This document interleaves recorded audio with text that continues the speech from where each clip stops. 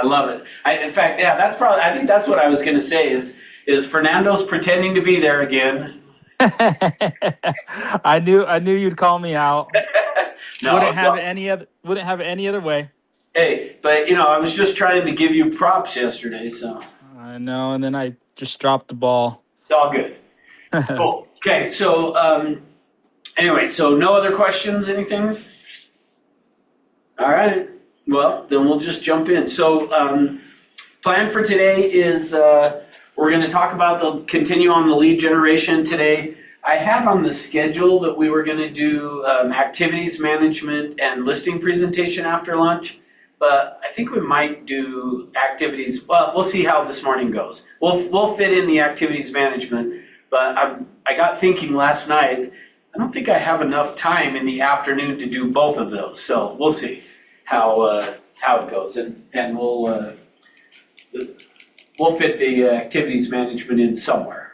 Maybe even we'll see how it goes, but I may move it even to, well, we'll see. I'll either do it before lunch or we'll do it Thursday or something. But anyway, so to continue on, I just want to do a quick reminder of what we talked about yesterday. Is first thing in your prospecting is the focus has to be on setting appointments.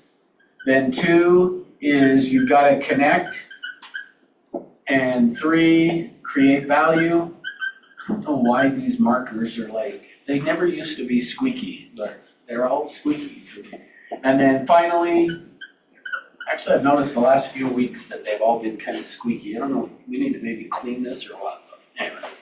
So just a reminder that in your prospecting, first is you gotta have focus. Second is we gotta connect. The way we connect is through asking questions. I always worry if I emphasized enough the importance of the repeating and affirming, and just how often agents will forget to do that. Like you talk about it, you say you practice it, and then in reality, they forget to actually do it. But that repeating and affirming makes such a huge impact.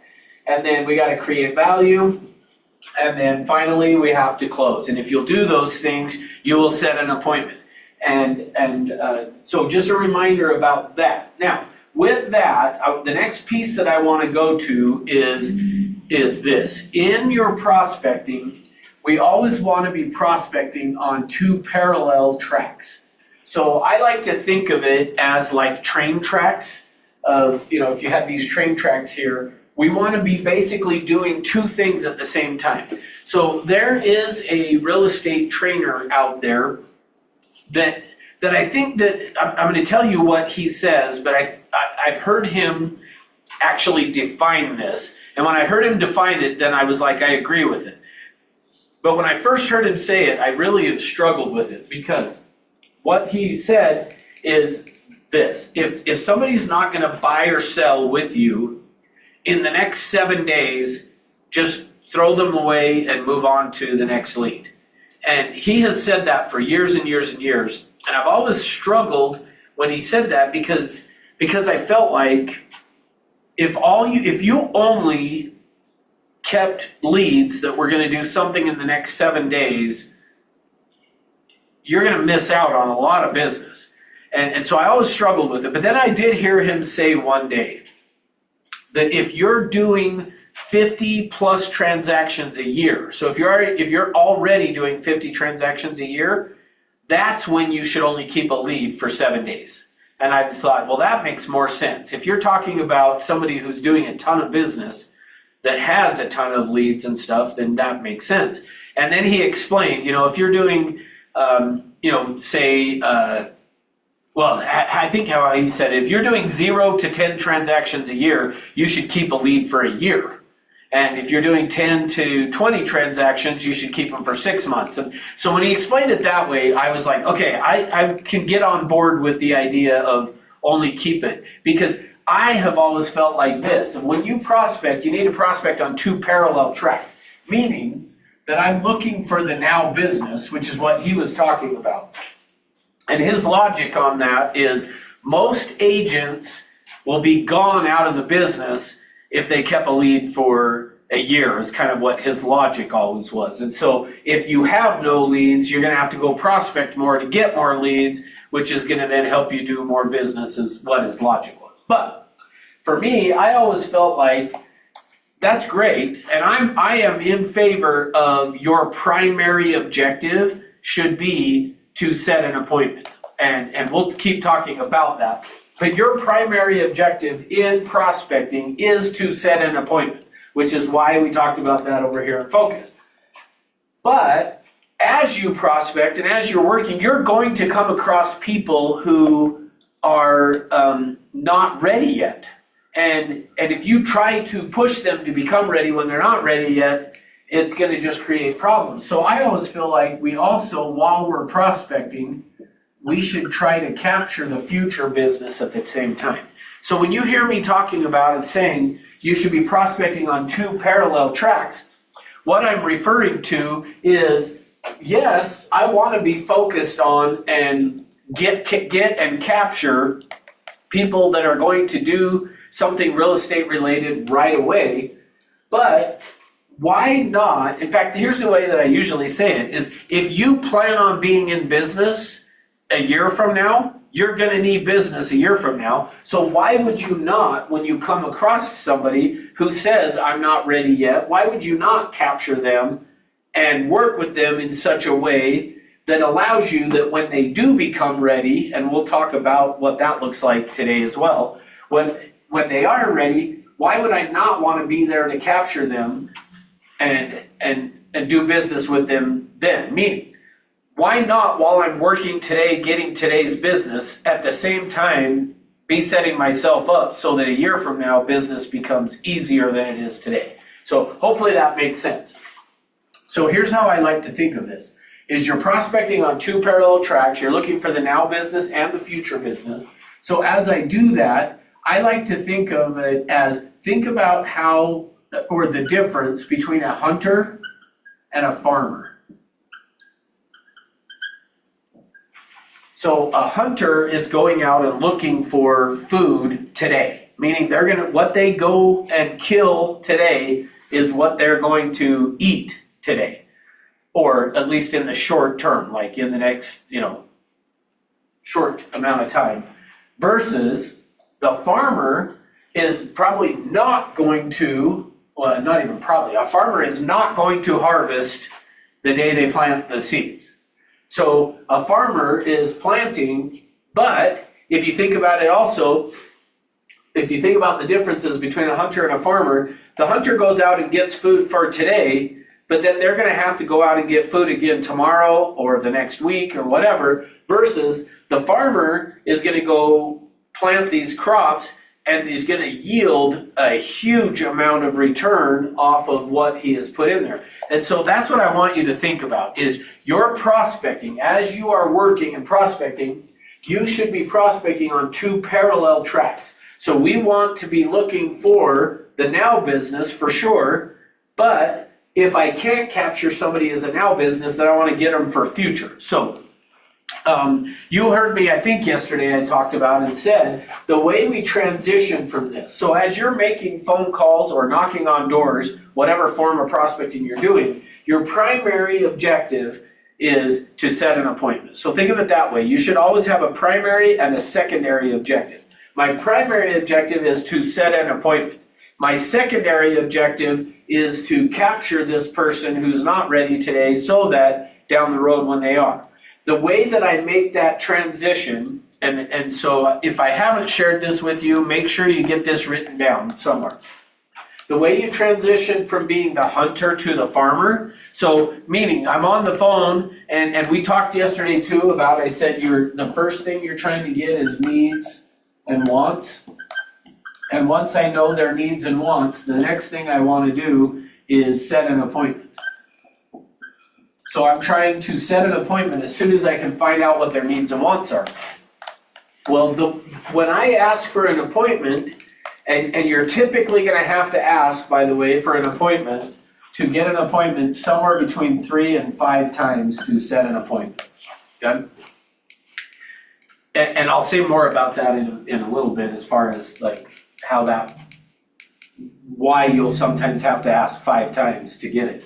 But your primary objective is to set that appointment. And so you're gonna ask, but as soon as I don't get the appointment, then the language that I want to use, and this is what I want you to have written down if you haven't written down and if you haven't heard me say it, but is I'm gonna transition from being the hunter, the farmer by saying, I work with my clients at their pace. So I work with my clients at their pace. That's how I'm transitioning from here to here. So anytime that you feel like somebody is interpreting you talking to them as you're putting pressure on them, at the moment that I can sense that a prospect feels like I'm pressuring or being too aggressive, I immediately go to, hey, I work with my clients at their pace. I'm not going to try to force you to do something you're not ready to do or you don't want to do. I always do that. Hey, I work with my clients at their pace. So I'm not here to try to force you to do anything. I just want to help you make the very best decision possible for you. So that's how I transition from the hunter to the farmer. Okay, now, the next piece of this is, well, first, I guess, any questions on that?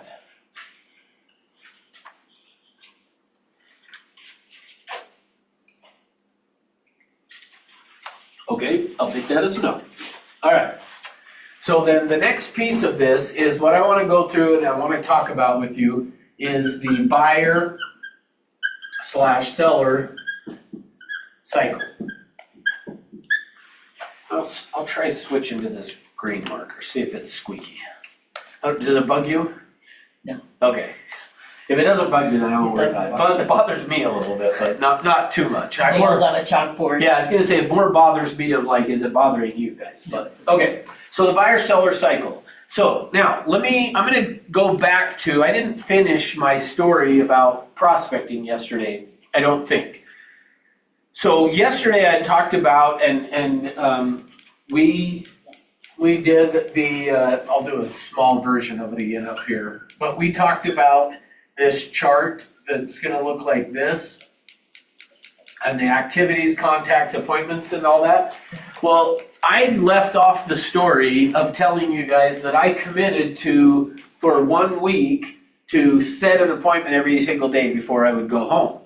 And so I did that, and every single day I set an appointment before noon, every time. I had set an appointment before noon because my focus was on hey, I gotta set an appointment.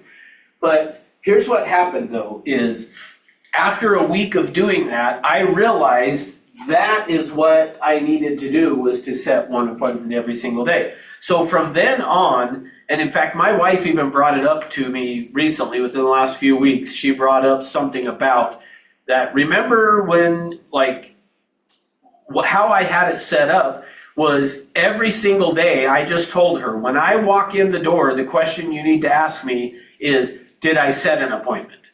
Because the challenge is, what ends up happening is people, you walk in the door and your significant other says to you, did you sell a house today? Well, that's not realistic that you're gonna every day, I mean, I shouldn't say it's not realistic, because it's possible, but you're not gonna sell a house every day that you work. But you could set an appointment every day that you work. And so I would have my wife ask me every single day when I walked in the door, did you set an appointment? And then if I didn't, if I said no, she was supposed to say, then leave. Like, go back and go finish your job. You're not done until you go set an appointment. So I did that and I had set the appointment. Now, if you also remember, I had told you that that he had told me, the guy that told me to do this said, if you'll do that, you'll end up prospecting half as much, but you'll double your income. And so I want to finish the story that is what happened. Is a year later, I had prospected half as much, because generally it would take me about 2 hours to set an appointment, somewhere in that range. That very rare that it took longer than that. But by a year later, I had actually doubled the amount of business that I had done. Well, then the next year after that, I kept doing it, and what happened was I doubled my business again, because I just kept setting one appointment every day. And then the next year, I didn't quite double it again, but I almost doubled it again the next year, doing nothing but set one new appointment every day. Okay, so here's the rest of the story. So I wanted to finish that so that I can now get you into the next piece of this about this buyer and seller cycle. So my business took off, and I started doing a lot more income.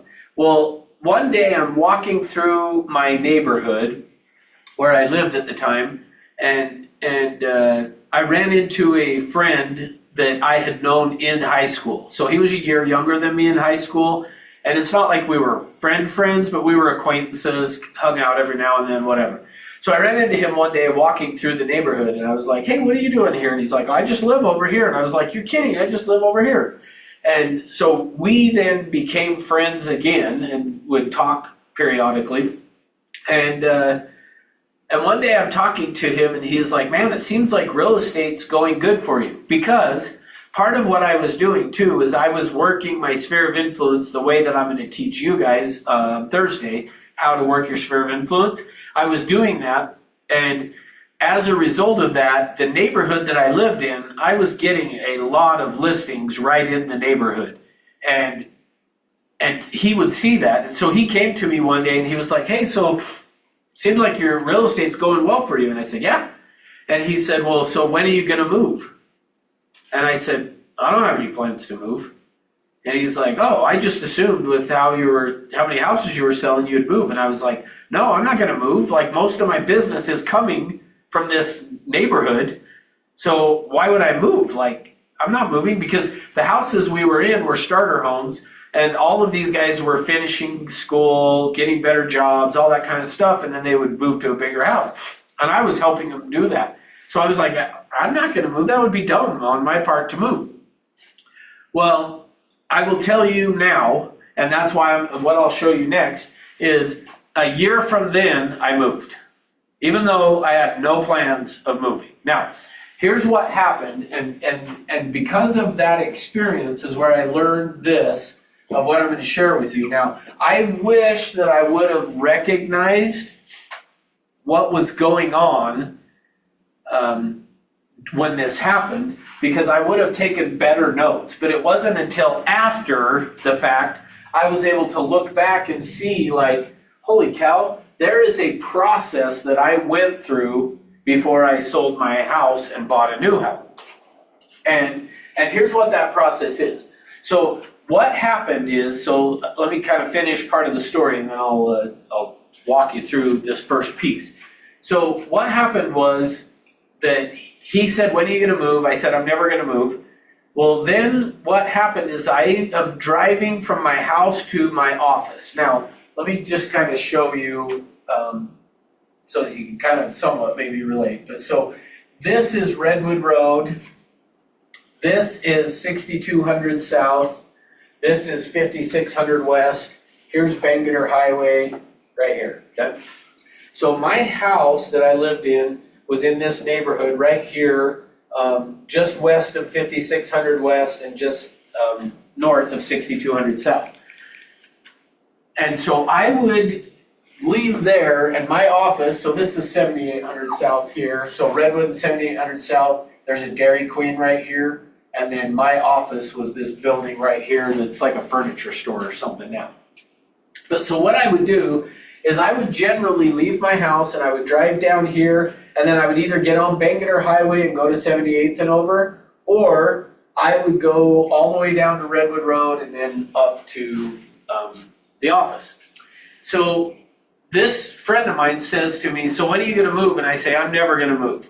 Well, within a week or so of that, I'm driving down here, and at that time, it may still be this way, I don't know, but there was always bad traffic right here until you would get past Bangerter Highway. Well, it probably is still bad or worse even now, but because it's gotten all bad on 6200 South. But I remember I was sitting at the stoplight waiting here to get past Bangerter and all this traffic, and as I was sitting there waiting, I had this thought pop into my head.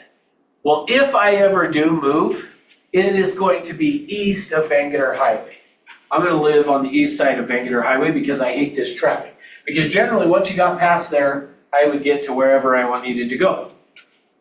So I said, if I ever do move, it will be east of Bangerter Highway. And then I continued on to work. Well, not long after that, one of the times that I'm driving and I get through Bangerter Highway and I'm driving down here, so here's 3200 west, here's 2700 west. I'm driving along here and I notice right here, they're building a new subdivision. I'm seeing these houses being built in this field. So I one day just decide I'm gonna drive through there. So I come and I drive down through here. And as I drove through there, I was like, wow, this is a nice neighborhood. And then I pulled out, went up here, went over to my office, continued on to work. Now, here's what's going on. Now, I didn't recognize this at the time. I do now, but what was going on is something that I now call percolation. Percolation is you're just thinking about it, okay? So when my friend said to me, when are you gonna move? And I said, I'm never gonna move. In essence, he was planting a seed. And what happened then is that seed got planted and it started to take root. And the way it started to take root was me thinking, well, if I ever do move, I'm gonna move east of Bangerter Highway. Then I'm past Bangerter Highway on the east side and I notice this neighborhood. I drive through, oh, this is a really nice neighborhood. Then the next thing that happened was I'm in the car driving with my wife one time, going somewhere, I don't know where we were going, but we're driving and as we drive past here, I say to her, hey, did you notice this new neighborhood that's being built right here off 6200 South? And she said, no. And I'm like, oh yeah, you gotta check it out. So I pull down in here and drive through and I tell her, look, there's a park here that's gonna have a pool, basketball court, tennis court, big grassy area. I was like, it's an awesome looking area. And she's like, yeah. And then we drove and went wherever we went. Well then, I would drive on my way to work more often. I would now come and down here and I would drive down to 3200, drive across here, go to 27th and up. Because I was just keeping an eye on the neighborhood just because I liked it. Now, let me pause for a minute. If I wasn't a real estate agent and you had come and knocked on my door and said, hi, my name's Russ, I'm with Century 21 and we have a home for sale over on Birch and Pine and just wondering who you want to know that would want to move in the area, I would say nobody. And then if you said, well, when are you going to move? I would have said, I have no plans of moving. Yet, I'm telling you right now, I moved a year later. So keep in mind that people who are in this percolation, and this is why I'm calling it percolation, is it's happening under the surface. So again, if you went and asked somebody and said, like really, if you put them on a lie detector test and said, are you going to move? They're gonna say, no, I don't have any plans of moving. Like I would have still said, no, I am not going to move. Because I had told my friend, if real estate keeps going like it is, I'll pay off this house. And then I'll just stay here and because at that point I had one son. Now, at that time, my wife had gotten pregnant. So we were gonna have a second child on the way, but I had one and we had a 3-bedroom house. I'm like, even with her having another child, we still have plenty of room. So I have no plans of moving. So keep this in mind. Because again, coming back to the hunter versus the farmer, and I just want to make sure you guys really, like it is crucial that you understand, if you want to be successful with your prospecting, you've got to understand this because then you'll see why you need to keep those future people. Because again, well, let me give you the other reason that's helped me figure this out. The other thing that's happened that helped me figure this out is I mentioned yesterday that I would go door knocking every day with Shirley from my office. Well, one of the things that I noticed when we would go door knocking, because we would stay in the same neighborhood, and when I say neighborhood, it was like a mile by a mile square. So it was a big area. But we would stay in that same area, door knock over and over and over again. So we were constantly driving these same streets over and over and over again. And I would notice, I would drive through sometimes and I would see a for sale sign out in front of a house that hadn't been there even the day before. But I would drive by and see the for sale sign and I'd be like, hey, I remember talking to those people. I knocked on their door, I talked to them, they told me they were never gonna move, yet here we were 6, 9 months, a year later, and there's a for sale sign in their front yard. And I specifically remember talking to those people. So this is part of what's helped me figure these out, but really what helped me the most is me going through it. Is what happens, and I'm not saying for sure, although it could be, it's possible me knocking on somebody's door and asking them, when do you plan on moving, that has them then start percolation that then led them to moving. But again, back to, because I didn't capture that person as a lead to stay in touch with, when they became ready to list their home, I was not the person that they talked to. So let me come back. So I would continue to go drive through here over and over and over again and watching these houses being built. Well, one day I drive through and I notice that there's now a model home there. So the next time I'm in the car with my wife and we're driving through, I'm like, hey, did you notice they now have a model home there? And she's like, no. So I'm like, yeah, let's check it out. So we drive through there, pull up front, and I'm like, yeah, look at this model home. It's a cool looking house. And she's like, yeah. I'm like, should we go inside? And she said, yeah, let's go check it out.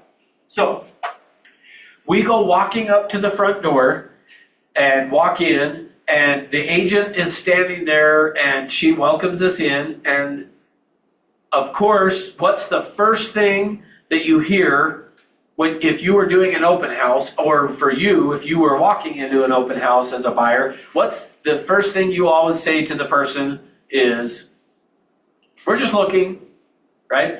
But I had a different version of that because I'm an agent. And so what I did instead is I gave her my business card and said, I'm a realtor. I work with a lot of buyers and sellers in the area.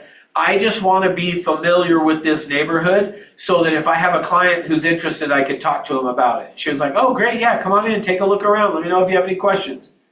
See, the reason people do that is because they don't want to be sold, which that's a whole nother thing we could talk about. But I'll stick with this for now. So they don't want to be sold, so they say, I'm just curious, we're just looking. The other reason people say that, though, is that I've figured out is during this percolation phase, they are just thinking about it under the surface. So it's not at a conscious level that they're planning to do this. They are just thinking about it. So when they walk in and say, we're just curious, or in my case, I'm a realtor and I just want to be familiar with what's going on in the neighborhood, I was not lying. I was truly feeling that way, believing that. So what happens though is my wife and I walk in, and now, looking back now, I realize and recognize that I moved from percolation into the next phase. The next phase is called information gathering. Highly technical term. Because guess what people are doing? So in percolation, they're just thinking about it. It's going on under the surface. It's percolating. Information gathering, guess what they're doing? Gathering information.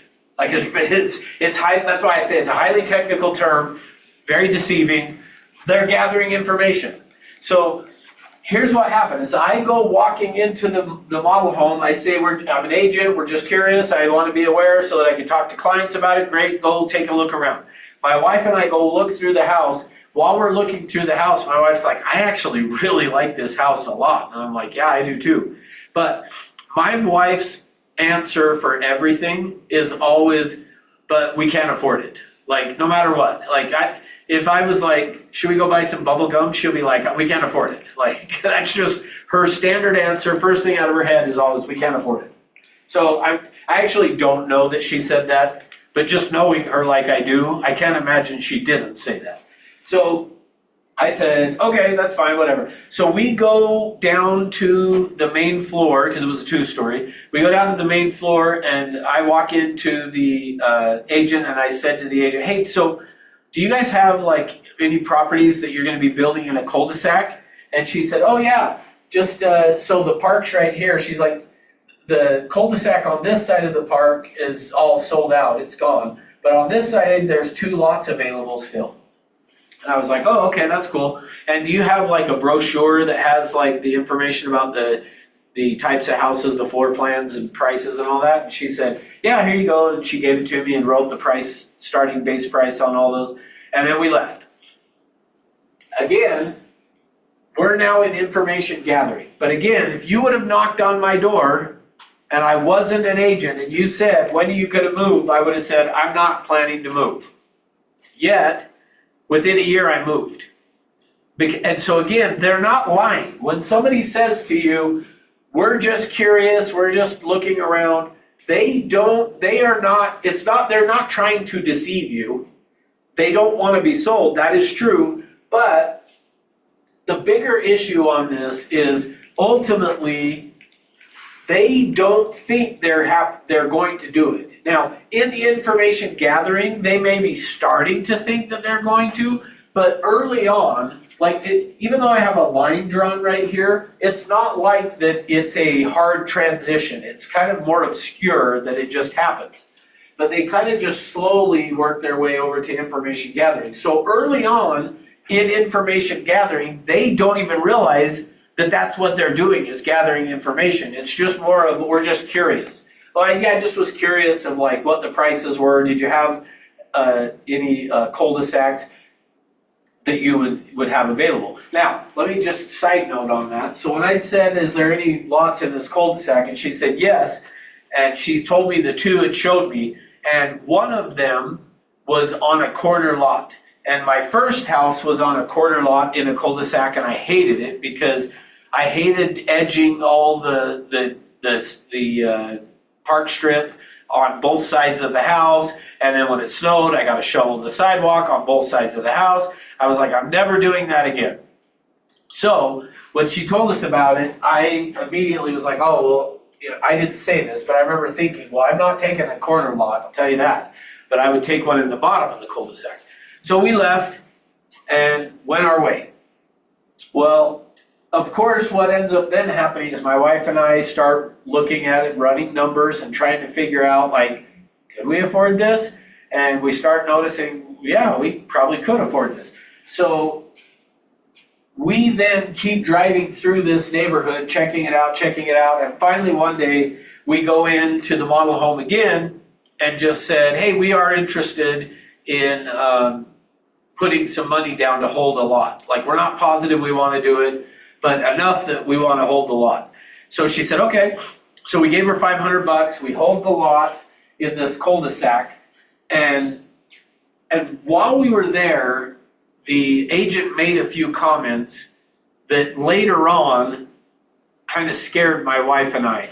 And don't be offended by this, depending on where you live, but I grew up on the west side. Like I went to Cypress High School, so I like clear out in Magna's where I wasn't in Magna growing up, but close. And so I have lived west side my whole life. And this agent says while we were there, she said, oh yeah, this is such a great neighborhood. I've lived on the east side my whole life, but I would move into this neighborhood. And I was like, ooh, I don't know if I want to live here then if it's east side people. But then the other thing that she said that actually really scared me was she said, yeah, in this cul-de-sac, when we had put money down on this lot, she said on your left-hand side of your house is a doctor, and on the right-hand side is a dentist, and across the street from you is another doctor. And my wife and I left, and we were like, we don't fit in with like doctors and dentists. And I pictured in my head, doctors and dentists were always old. Like my dentist was my uncle, and he was, in my mind, old. He wasn't, but he's probably my age now. But in my mind, he was old. And so I was like, we're not going to fit in. We have young kids. If it's doctors and dentists, we're not going to fit in with that. So we actually, a week or two later, went back and said, hey, we want to cancel that now. And so we canceled that lot. And then about 4 months later, we still kept driving by there, checking it out, About 4 months later, we went back and was like, okay, we do want to buy still. Is that lot still available? And she's like, nope. The only one that's available in that cul-de-sac is the corner lot. And I was like, I don't want the corner lot. And I said, well, can it at least not have a north-facing driveway? And she said, oh yeah, your driveway would be facing west. And I was like, all right, I'll take a corner lot because at least I won't have a north-facing driveway. So at least my snow will melt. And so we took it. Now, long story that's still been long, but try to shorten it. When it came time for the building construction meeting, I went fishing the Green River and my wife went to the construction meeting and the lady's like, hey, because of setbacks, your garage, the only way you could get a 3-car garage on that lot is you're gonna have to turn it sideways, either the whole house or just the garage. So my wife agreed to turn the garage, so now I have a north-facing driveway, which I swore I would never have, on a corner lot, which I swore I would never do again, and that's where I'm at. But, so here's what happened. Once we actually then gave her money, is we moved into this last phase, which is the active phase. In the active phase is where people are, this is the phase where people would say, yes, we want to buy or sell, we're so think of it again, there's not a hard line. So it's as they progress through this information gathering and start to head into active is when they start to realize, yes, we are going to do something real estate related. We are planning on buying or selling and we're going to do something. But keep in mind that earlier in the process, there's stuff going on. It's just they don't recognize it, but it's important for you to recognize it. So here's what I would say. This active phase, and this ebbs and flows a little bit, but think of it as the active phase is typically 45 days. Now, like I said, this ebbs and flows. Like during 2010, 11, it was longer than 45 days was the active. But in 2020, or 21, when things were going nuts, the real estate market, this was like 45 hours. It shrunk. So this ebbs and flows depending on the market, but I would say as a general rule, think of the active phase as being 45-day window. This whole process, this whole entire process is typically going to be 6 to 9 months. And with a seller, it's not uncommon. And actually, even I would say with the internet, I think that's lengthened this out a little to where really it's more like a 12 to 18 months is more what I would say. So now, with that being said, let me tie this back to, remember we got a prospect on 2 parallel tracks. We want to be the hunter and the farmer. This buyer-seller cycle is the reason you can't just only go after the short-term people. Meaning, when I say the hunter, I'm talking about this active phase. See, most people, when they prospect, they are wanting to capture the people that are in this active phase, which is great because we do want to capture that, no question. But if I made you guess of these 3, which one do you think is the hardest to set an appointment with?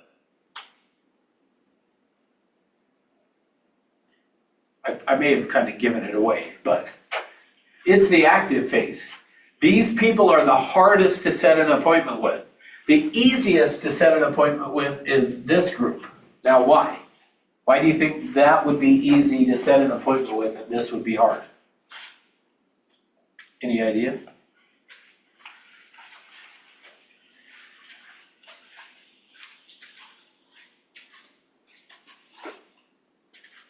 I'll get a drink while you think about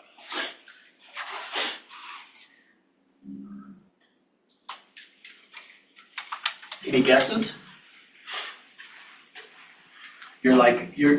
Alicia's like, hey, it's you guys on Zoom's turn to answer today, right? Okay, here's what it is. Here's the answer. The reason this is the hardest to set an appointment with is because guess what people are doing during information gathering and percolation, but mostly information gathering, is they're making decisions about who they're going to work with. So people in the active phase have been already made decisions, they've been gathering information, meaning they've met agents, they've talked to agents, and they're figuring out who they liked along the way, and or the agents who captured them as a lead, as a future, captured them as a lead, and then stayed in touch with them are the ones that then become their agent. So the reason that these are the easier ones to get an appointment with is because it's easy to set an appointment with somebody who doesn't think they're going to be buying or selling. What they will say to you is stuff like, they'll say stuff like, well, if you want to waste your time, I mean, we're not doing anything. You could come and meet with us, that's fine. They're not worried because they don't think you're going to get them to do anything. Versus the people in the active phase, one, they know they're vulnerable and they're afraid you're going to try to get them to buy something they don't want. Because we've all had the experience of walking onto a car dealership and having the salesperson say, what do I have to do to get you into a car today? That's what they think you're trying to do with them at the house. Is they think you're going to try to convince them to buy a house today. So they're a little bit more guarded in that. But they've also been meeting agents along the way, asking questions, getting referrals from friends, neighbors, and relatives. So they're not as, they may already have decided. So the hardest people to set an appointment with are exactly the people that are going to do real estate the soonest, which, so now we come back over here. Remember I said you're gonna have to ask 3 to 5 times to set an appointment? The people who are in the active phase, you're gonna have to ask a minimum of 3 times before they're gonna say yes, that they will meet with you.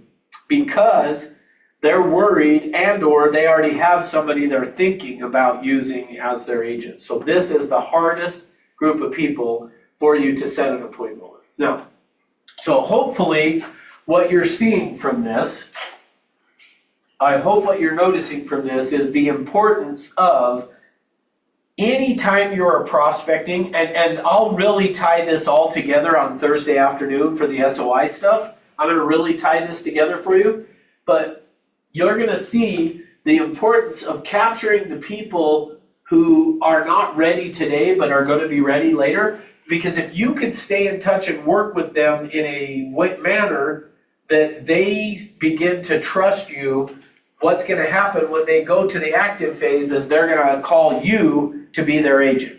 So like even this morning in Morning Ascent, Aubrey was talking and said that he had somebody call him from his SOI and say, come list my house.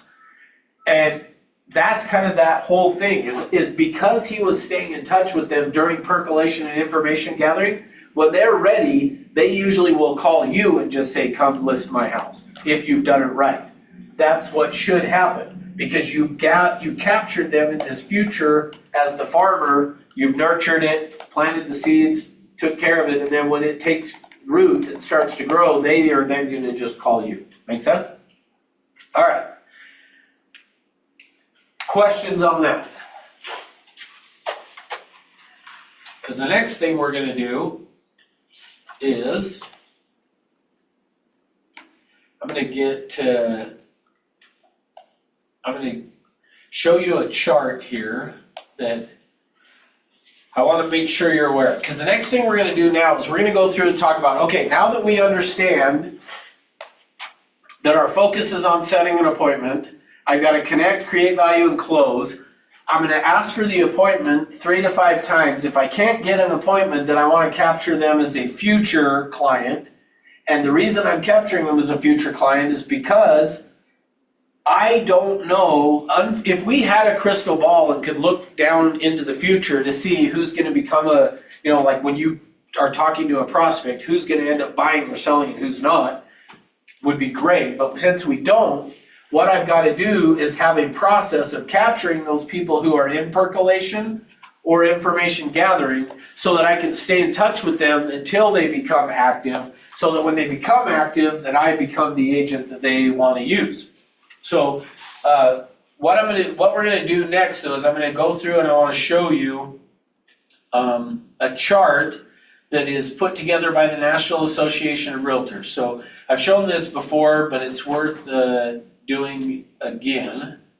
I mean, I haven't showed it to you guys as part of the class here, but I'm going to pull up a a chart to show you, so let me get it pulled up here. It's going to take a second.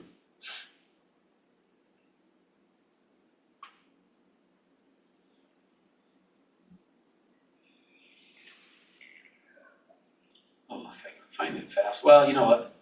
I'm not finding the one quickly here for the 2025, but 2024 is essentially the same. So I'm going to just show you the 2024.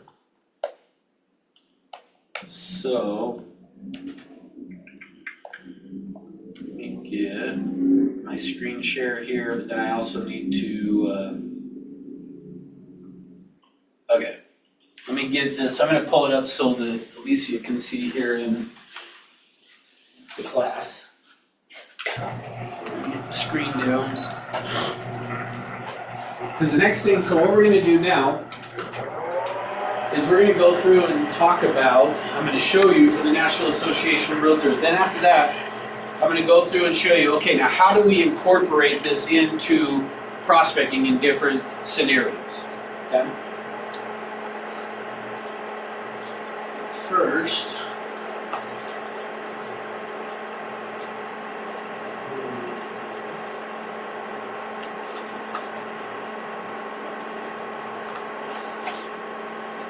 okay, I'm gonna shut off the lights so you can see. Okay, so this is the 2024. So this one's a year old because the 2025 just came out in November, and I realized as I'm pulling it up that I haven't put it into this format yet.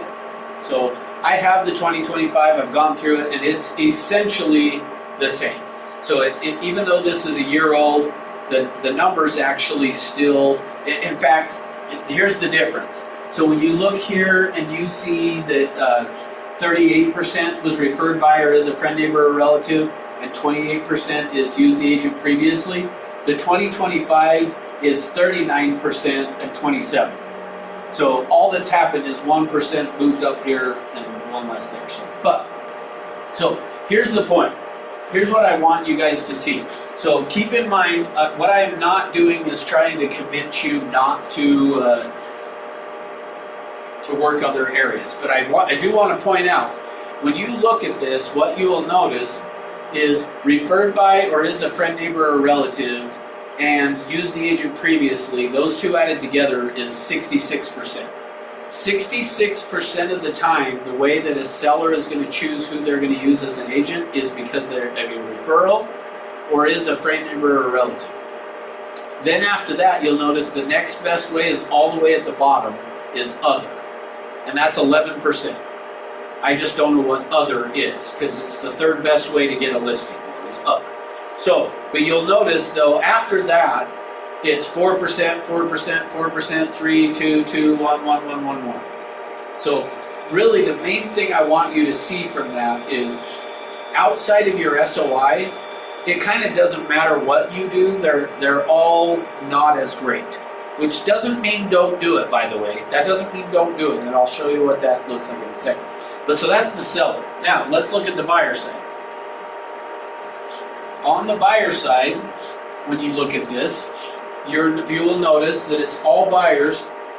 Referred buyer is a friend, neighbor, or relative is 40%. Used the agent previously is 17%. So 57% of the time, the way that somebody is going to choose as an agent to help them buy is from their SOI or past clients. So 57% of the time, then you'll again notice it drops off 7, 6, 7, 5, 5, 4, all the way down to the 3 that have an asterisk. The 3 that have an asterisk means it was less than 1%. So that would be direct mail, crowdsourcing through social media, or knew the person through social media, and newspaper, yellow pages, advertising, stuff like that, okay? So part of why I point out those is notice those ones and the one above, direct mail, is 1%.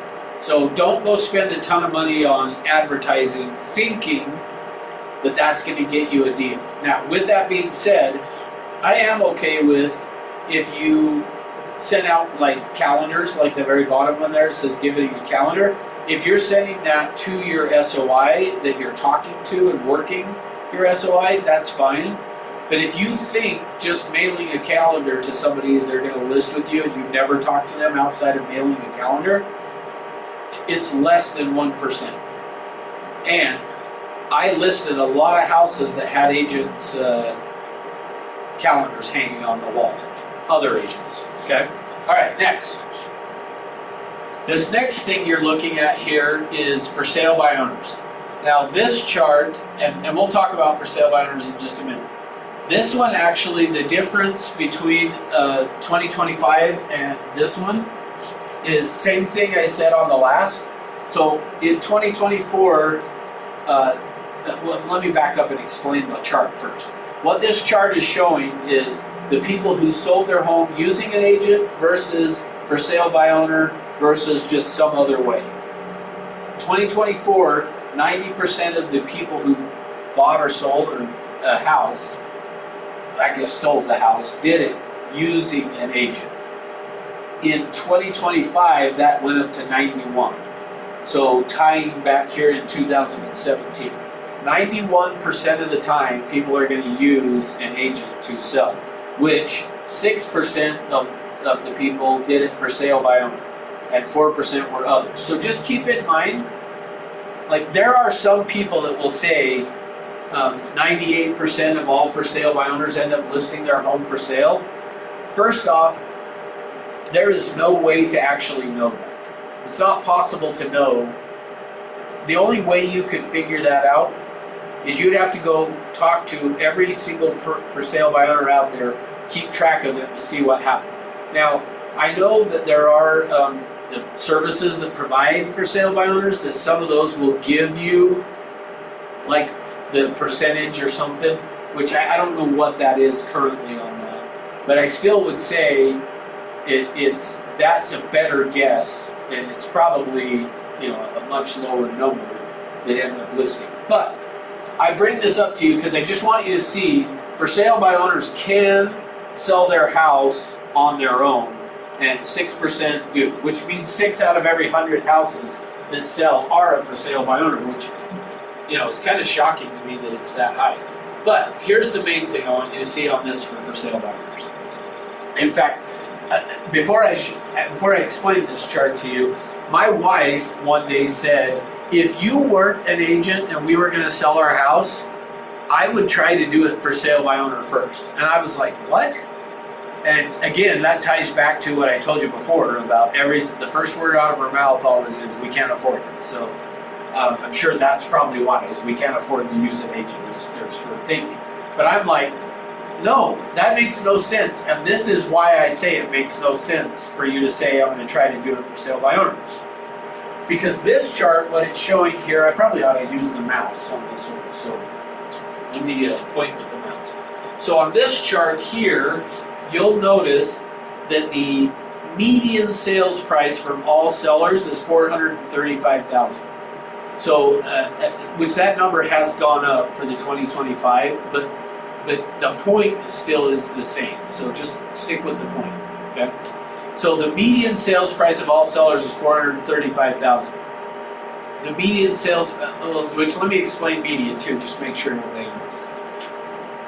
Median is not the same thing as average. Average is taking, like let's say that that of all of us that are here, well, let's just say there was 10 of us here, and one person out of the 10 of us made $50 million last year, and the rest of us made $100,000. Actually, let's say one person made zero, 8 people made $100,000, and one person made $50 million. If we average that out, we're going to say that the average income of that group of 10 people is going to be like $20 million or something, or maybe not quite that high, 10 million. I don't know what the average exactly, but it's going to say we're all making over $1 million a year. When in reality, that's not really, like that wouldn't give you a very true picture. Median is saying let's go to the middle of like get rid of the outliers. So to get to the median, if we had 50 million as one person doing zero and everybody else doing 100,000, when you do the median income of people, it would get rid of the 50 million and it would get rid of the 0 and basically say the median income of that group of 10 is 100,000. Well, that's going to give you a more accurate picture. And so that's what they do with this, is we're looking at the median. So we're getting rid of the outliers on this, okay? So you can see that the median sales price for all for sale by owners is 380. But the people, if a seller did it for sale by owner and they sold it to somebody they know, they sold it for 345. Which again, on that, the point of that is, if you're selling your house to your kid or you're buying it from your grandma or something, in fact, actually, I'll give you an example of that, actually. So, I have a brother-in-law that called me one day and said, hey, my mom's wanting to sell her house, and so we're trying to figure out what she wants to sell it to one of her grandkids. And so my brother-in-law said, will you help us figure out what the house is worth? Because she wants to give him a good deal on the house, but also wants to know like what the going price is. So I said, yeah, sure. So I did a CMA. It was a house over here by Fashion Place Mall. So I take it over to my brother-in-law and I sit down with him, and I know his mom pretty well. So I sat down with him and his mom. I walked them through to show, hey, here's what I think the price of the house is. So the mom takes that and says, okay, so now with that, this is the price I want to sell the house to the grandchild for. But, so she had cancer, so she knew she was they had like given her like a year or something to live. So but she was like, I want this all structured and set up beforehand and ready to go. So they come up with a price that they decide that's what they're going to sell the house to him for. Well, then she gets COVID, so this is during COVID when prices were skyrocketing too. She gets COVID, is really sick for quite a while, and then ends up passing away. They do all of the, estate planning, blah, blah, blah, get all that stuff organized, taken care of. Well, now it's time to sell the house to the grandson for the price that we had established. Well, remember what happened during COVID? Our home prices went nuts. So now all of a sudden that house is worth a whole lot more money than what I had told her initially, which was before she had got, like it was probably a year before COVID had hit. So she had cancer, then she got COVID, which is what actually ended up killing her. But my point being, she sold that house to him she was already planning to give him a good deal, and now he was getting a screaming deal. Well, that's the idea of this, and why they break it out to show the seller knew the buyer, the median sales price is $345. So really, the numbers we want to look at is the seller didn't know the buyer, the median price is $412, and agent assisted is $435. So if you look at the difference between them, what you will see is that generally, well, let me stop. Why does somebody want to sell their house for sale by owner? Yeah, they think they're going to, they want to save the commission, but they think it's going to net them more money. But what this chart shows, and why I want you guys to see it, is I want you to see that in reality, and this is why when my wife said, if you weren't an agent, we would try to sell our house for sale by owner. And I was like, no, I wouldn't. And this is the reason why, is you are probably going to end up selling your house for less money as a for sale by owner than you will if it's agent assisted. Now, again, that's not always the case. There are going to be some that are pretty normal, whatever. But when you look at this, every year when this comes out, the difference between the seller did not know the buyer, so this 412, and the agent assisted 435, the difference between those two is always, every year, somewhere between 6 and the highest I've seen is 12%. Actually, one year I think it was a mistake because it was like 20% or something. I was like, there's no way that's right. But it's not uncommon to be 6 to 12% every year. So do they save the commission? Yes, but do they walk away with more money? Not necessarily. And so part of that is, think about who goes and buys a for sale by owner.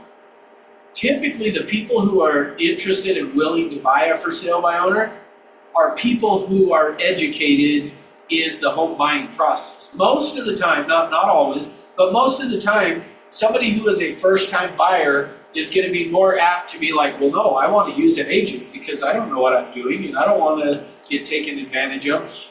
Let me give you another example of that actually that we have going on right now. Over the weekend, I dealt with this.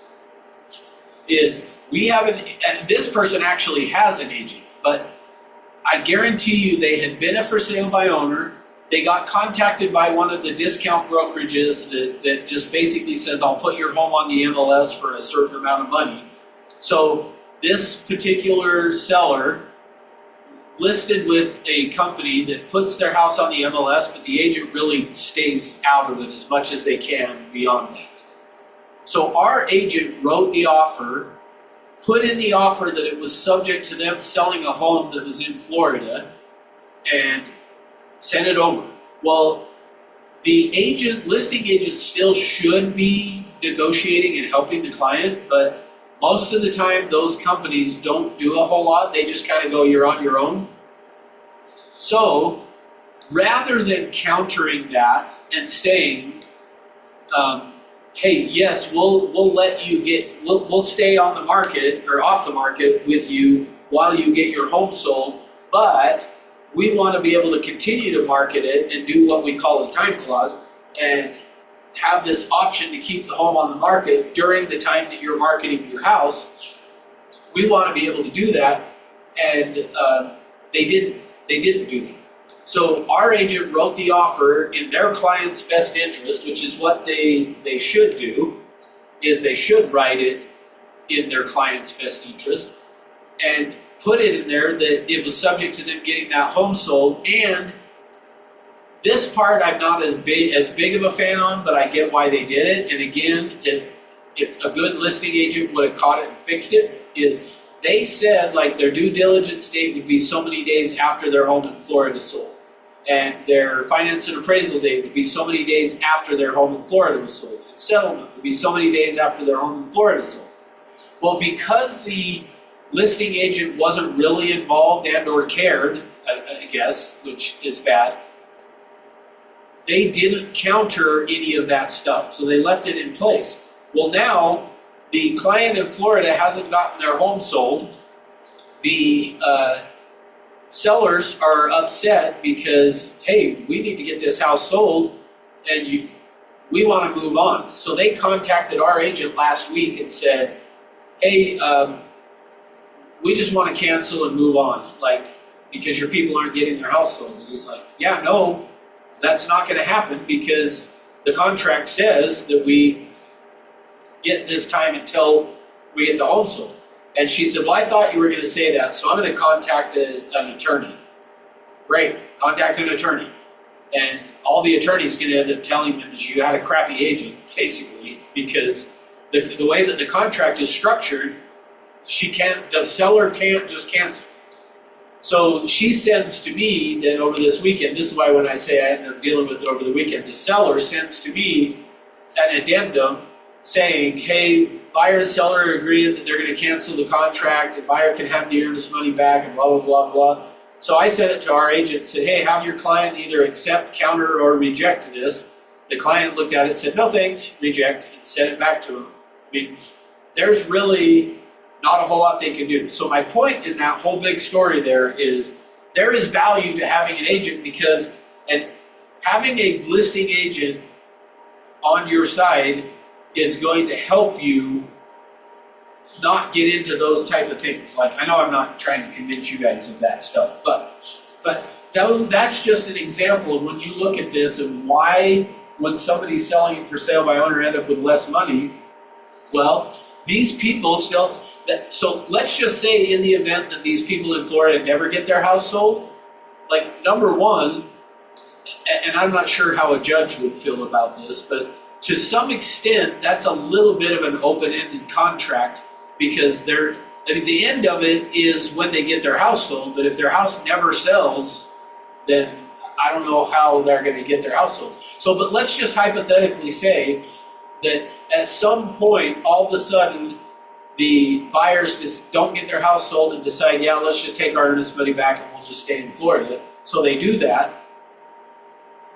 Now the seller's going to turn around to sell their house, but their home's been on the market for so long that people are going to see how long it's been on the market and feel like, oh, well, there's a problem with that house or whatever. So anyway, that's where you can see how this could work. So I bring all of that up just so that I want you guys, if you decide to work for sale by owners and call them, then you know, like, it really is in their best interest. And if you don't have that confidence that, hey, yes, we are worth the amount of money you're going to pay us because we're going to keep you out of some of these tricky situations that could end up hurting you financially, and based on this chart, which is some empirical data, shows you that they ended up selling the house, for $23,000 less than he could have. So anyway, for what that's worth. All right. Any questions on any of that?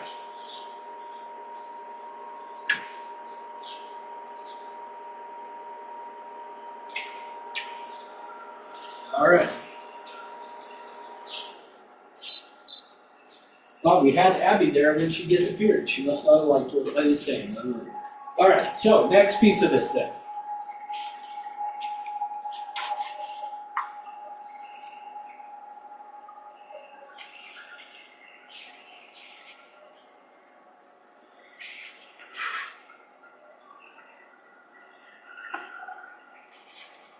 So next piece of this is, let's talk about, so you saw on there SOI.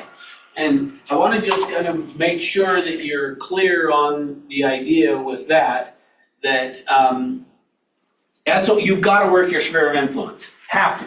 Because that's where 66% of the time the seller is going to choose their agent, and 57, I think it was, percent of the time is how a buyer is going to choose. So you've got to make sure that you are working your sphere of influence. But outside of that, I want to create a list here so you guys on Zoom can unmute and participate in this. But I want to create a list of different ways that we can prospect, and then I'm going to show you, okay, how does everything we've talked about fit into, so that you know how to go about working for sale by owners and expireds and all that. So let's I'm going to make some lists here as you guys tell me.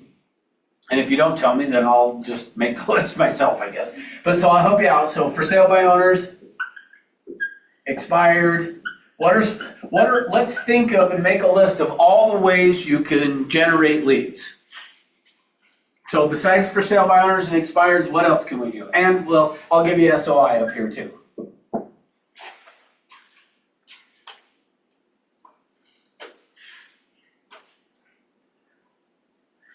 You don't want to participate. It's all on you.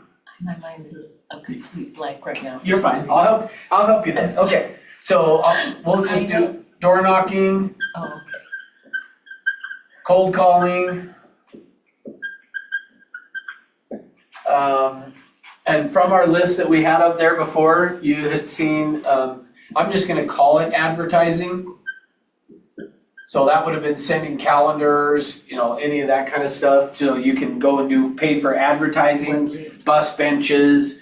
I remember getting a call one day from somebody saying, hey, we do the marketing for this grocery store, and if you want, we can put your name in the basket that the moms put their babies with a poopy diaper in, so that, I'm just kidding. But that on the basket, you can put your name on there. And I got another call from somebody saying, hey, you could put your name on this thing at a golf course and all that kind of stuff. And I'm like, oh, okay. So let's see.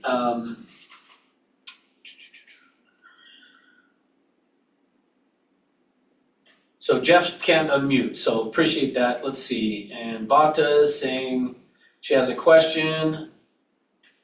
What about I'm a seller agent and I will buy that property for myself? Does it work for FSBO? I'm not sure I understand what you mean. Can you unmute, Bata?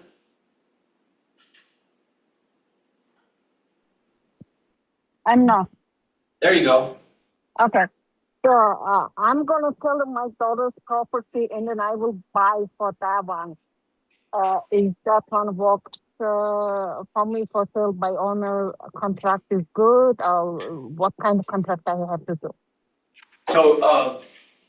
So because you're a licensed agent, you have to use the real estate purchase contract, is that? But, so are you saying you're gonna sell a property? Yes, I am that is my daughter's property. Oh, your daughter's property? Mhm. Yeah, so if you're gonna help her with it, it has to come through the brokerage. So you couldn't do for sale by owner. Okay. So, okay, Yeah, if she wants to sell it on her own for sale by owner, she can do that, but if you're gonna help her at all, then it has to come through the brokerage because you are a licensed agent, so. so I will be get double commission or what? So as far as the commission goes, what you can do with your portion of the commission, whatever you want to. So basically, what would happen is you would figure out what the commission would be and then what the company's portion would be and just pay the company their portion and you can give her all of your portion if you want. Like we would only collect them and to ensure you don't have to pay taxes on it, we can have it be where you only collect a commission in the amount of what the company would get. Okay, Does that make sense? And I can help you Yeah. when you get, okay. so, yeah. Okay, so next then, so advertising, the other things you can do is open houses, which I'm gonna abbreviate that, open house, networking, Web leads. yep, good, internet leads.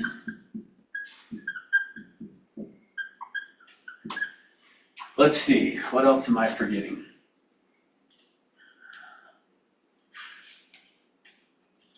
Which I guess it could fall under advertising, but just mailers. Mailing things out. That's probably good enough. So we'll just go from here, okay? So here's what I want to talk about with this, is I want to make sure that you understand on this. One, we already talked about the first part about the for sale by owners.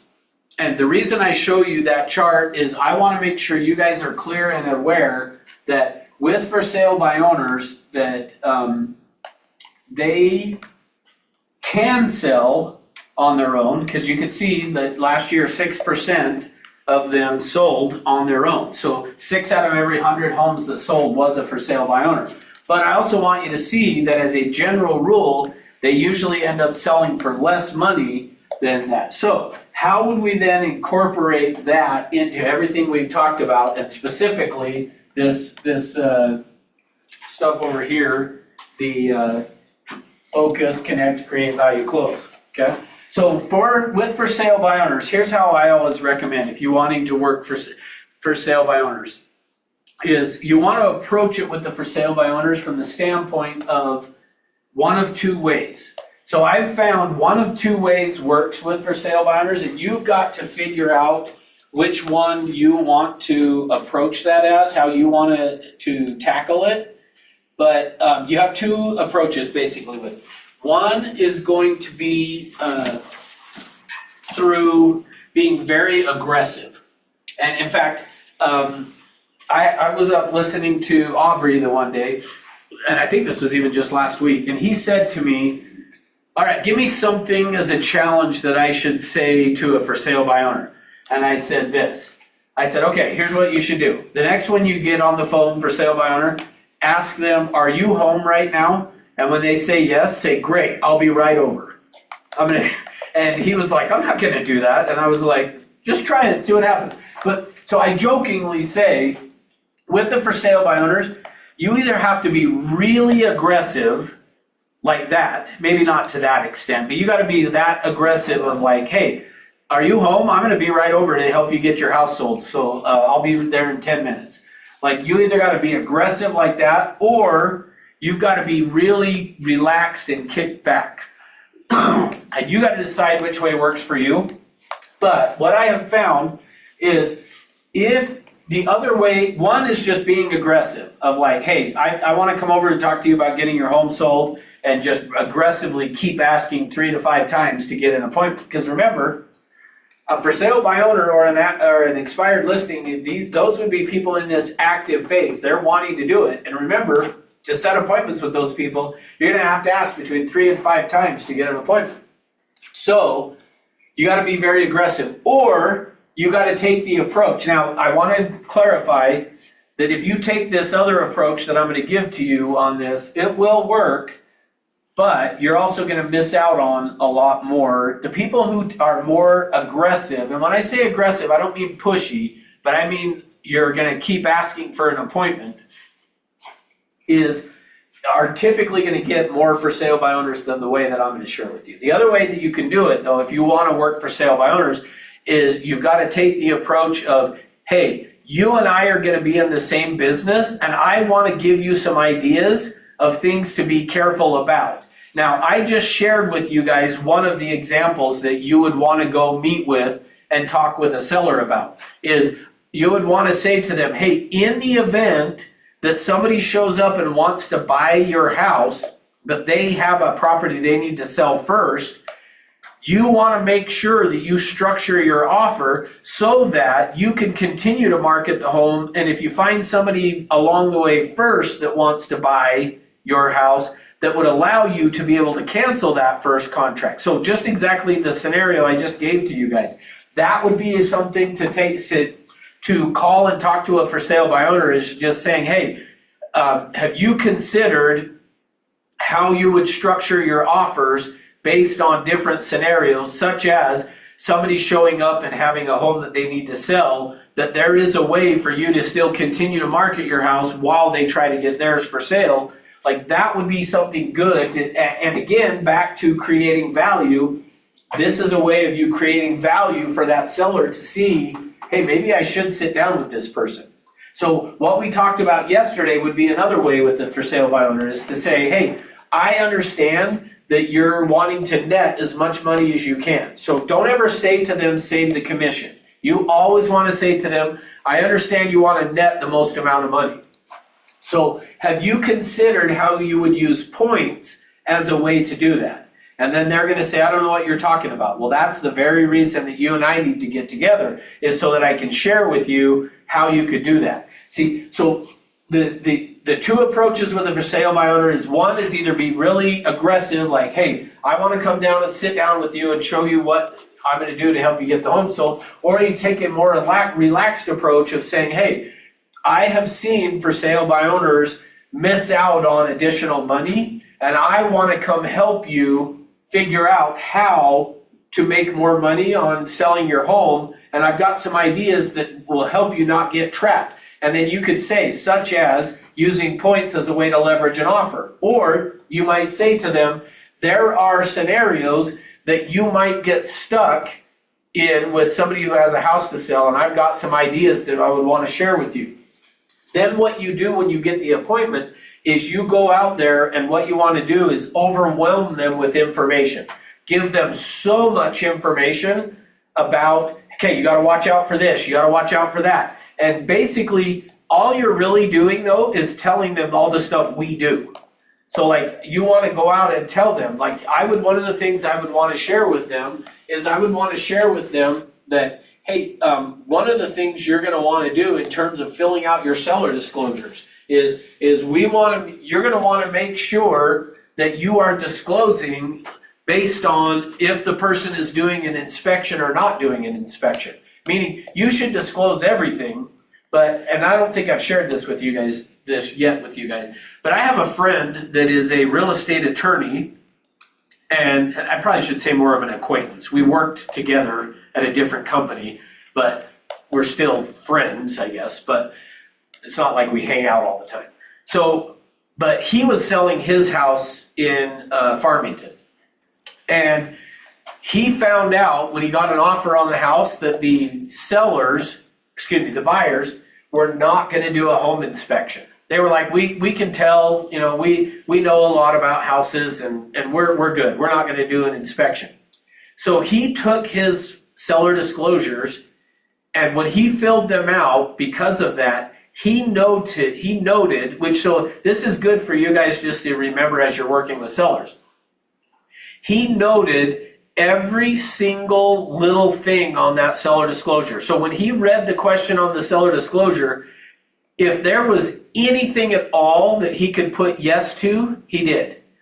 So like where it said, are there cracks in the foundation? Like he just said, yes. Are there cracks in the stucco? Yes. Has there ever been water in the property? Yes. Are you aware of any of this or that? Yes. And he noted every single thing. And here's why. You guys have heard the phrase caveat emptor, right? Buyer beware. So he noted every single thing because in the event you end up in court, a judge will look at that to say, did the seller disclose it? And if the seller disclosed it, a judge is going to say, well, why did you, as a buyer, they told you there had been this problem. Why didn't you check it out? That's, like you should have done that. Let me give you a quick example. I have, for my own personal transactions, I've only had one that ended up in small claims court. And what happened was I had helped this lady sell her house. She moved to Indiana. She gets to Indiana, has been there for about a year, and I get a phone call from her one day, and she's like, hey, Russ, this is whoever, the seller, and she said, I just got a subpoena that I have to be in court in Utah next week. And I was like, you just barely got it now? And she's like, yeah. And I was like, okay, well, what's going on? And she said, well, they're suing me saying that I didn't disclose that there had been water in the basement and that tree root branches had grown into the sewer and then it backed up into the basement. And so now they're saying that I was aware of that and I should be responsible for it. And I said, well, how much are they suing you for? And she said, $1,100. And I said, okay, well, how much is your airfare going to be to fly from Indiana to Salt Lake? And she said, $1,100. And I said, well, then instead of paying $1,100 to come here, just give them the $1,100. And she's like, nope, I'm not doing that. I don't think I did anything wrong. And I said, well, so she asked me, did we disclose to them that we had had water in the basement? Because we did. And I said, yeah, I'll pull out your seller disclosures. So I went to the transaction file, I pulled out her seller disclosures and could see on her seller disclosures that she had put, has there been water in the basement or whatever? And she had said yes, and she explained what happened. So I said to her, yeah, that's fine. Like, we'll just show up to court and you'll give these seller disclosures to the judge showing I did disclose that we had had problems. So we get to court. The judge asks the buyer, so what happened? The buyer proceeds to tell them, here's what happened. And, we had the sewer backed up and we went down there and we noticed when she had moved out, the basement wasn't finished, but there were studs. And she said you could see water marks on the studs that water had been in the basement. And so he turns to my client and says, okay, so what's your side of the story? And she said, well, here's my seller disclosures that were initialed and signed by the buyer. And you can see on item number whatever that it says that we had had water in the basement. So he takes that, looks at it, turns back to the buyer and says, is this your initial and your signature on this form? And they said, yeah. And he said, so tell me again why we're here, because they did tell you that they had had a problem. So why didn't you check it out? And they said, well, yeah, but then the tree root branches grew into the sewer. That has to have happened before, and they didn't tell us that. And he started to laugh, and he said,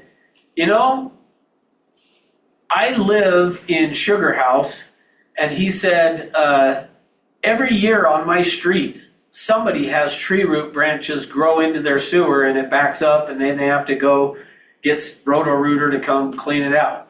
Welcome to home ownership. Case dismissed. He's like, sorry, that's part of home ownership. You got to deal with it. So the point being that those seller disclosures are so crucial that you guys understand that too. Sometimes a seller is afraid, and I can see this with a for sale by owner for sure, of being like, well, I'm not sure I want to disclose that because then they're going to want less off of the house or, take more money off the house. And so they don't want to disclose it. So again, something you would want to do with a for sale by owner is to say, let me explain to you why this is so crucial that you keep track of this and that you disclose it, because if you end up in court, those seller disclosures are gonna be your get out of jail free card. So that's the kind of stuff you wanna do with a for sale by owner, is you wanna go basically overwhelm them with information as to, here's what you, if you're gonna do this, this is the stuff you gotta to look out for. And I've got plenty of stories. So if you're gonna approach it that way with for sale by owners, let me know and I can help you with putting together some additional stuff like that you can use, because like I'm dealing with lawsuits and stuff all the time that I can share with you. Like we've got one going on right now where what happened was the seller filled out the seller disclosures, then sent them to her dad, I think it was, and said, hey, you lived in the house more recently than we did. Will you look at these and make sure we disclosed everything? He came back and said, well, what about the person who before had done these soil reports? And the seller made the decision, no, we're not gonna say that. And so they didn't. And now the buyer is suing us and the buyer's agent and the seller, everybody, and we're in a tough spot because the seller was aware of some information and didn't pass it on. So one other piece on that, and I know this doesn't necessarily have to do with lead generation, but hopefully helpful for you, is the other one that I get asked all the time is you get a buyer under contract. So again, this is all stuff that you can use to overwhelm a seller with information, meaning like you go tell them, if you're gonna do this, so I again, back to this hunter and farmer, I would approach it with a for sale by owner and say, I wanna come talk to you about getting it sold. And the more that they say no, no, no, no, no, then I would say, okay, well, could I at least come meet with you and sit down and share with you, like it's clear you wanna do this on your own. I wanna come share with you like the stuff you need to watch out for and be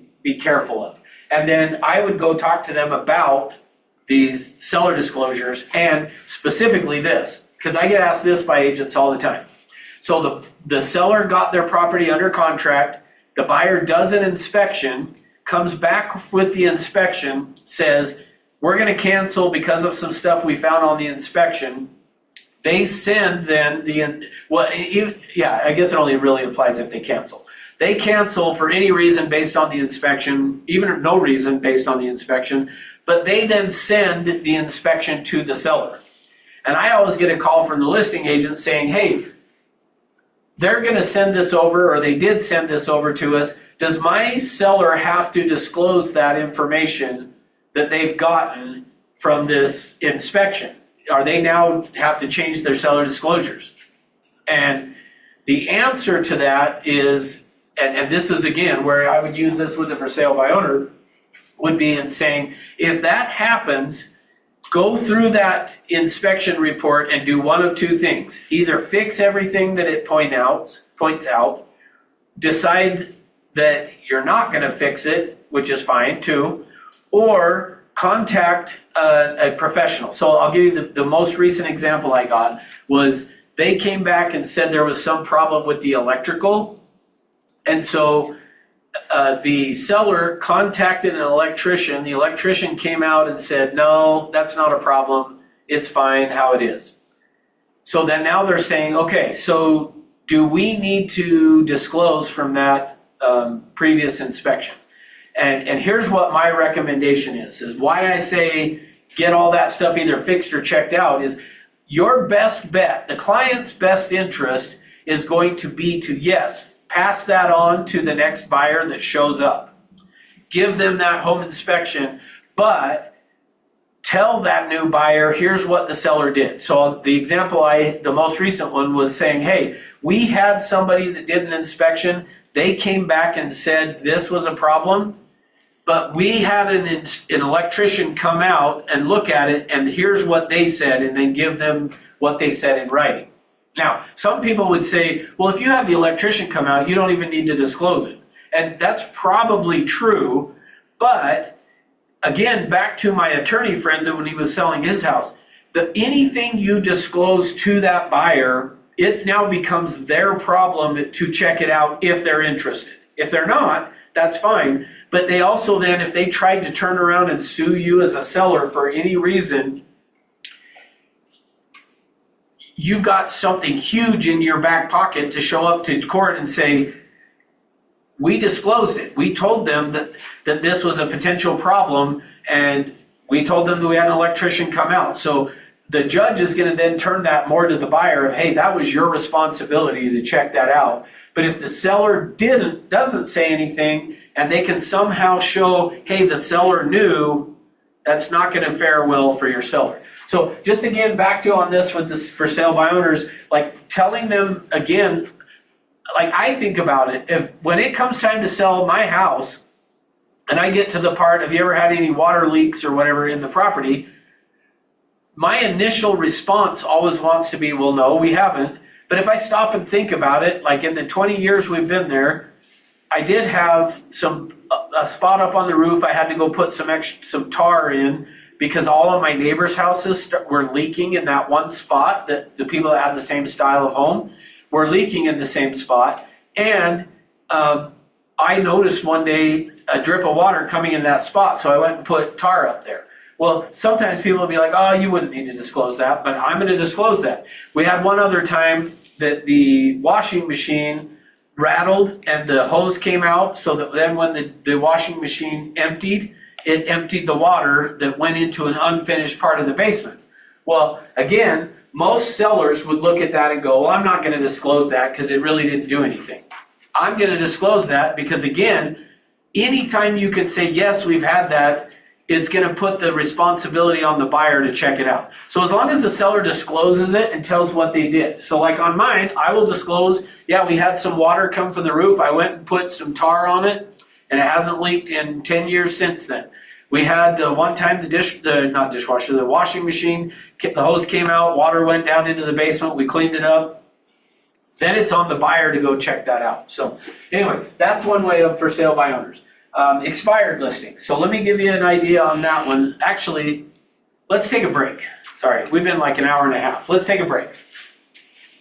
So 10 minutes good for everyone again? Okay, so it's 10:35, just turned 10:35. We'll start again at 10:45.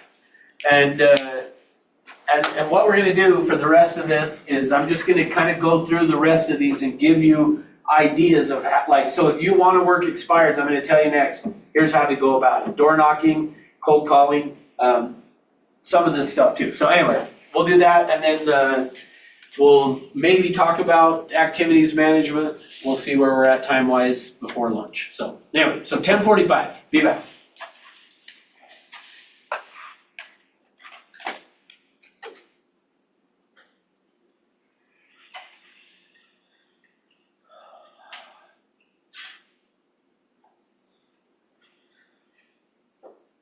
Do my catch up on helping other people that are emailing, texting me and stuff too.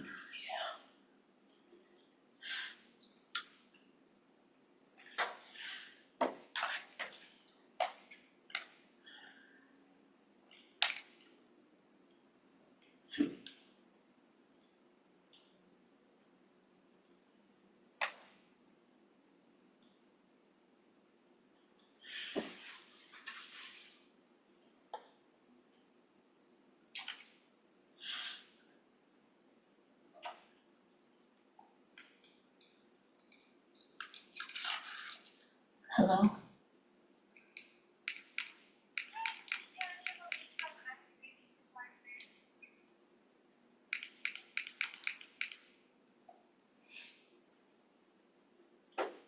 Did you just hung up on a salesperson? Yes, I did.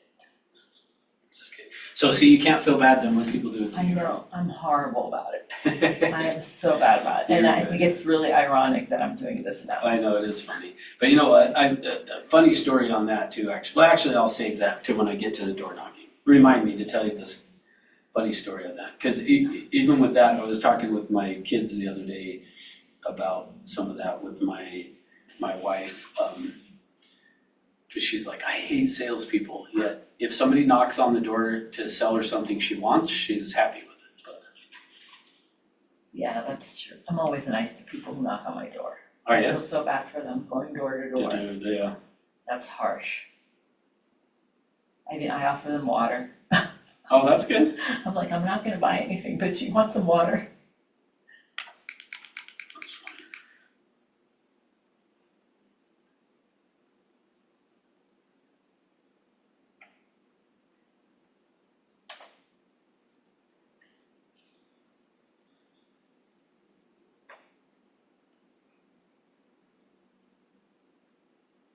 Why did that not go through?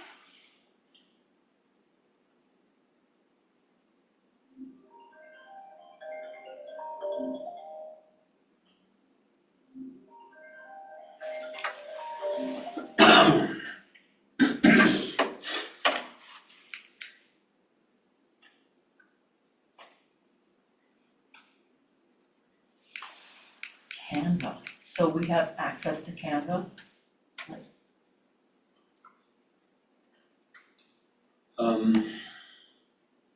Yeah, that's something new that just, So I can cancel my account.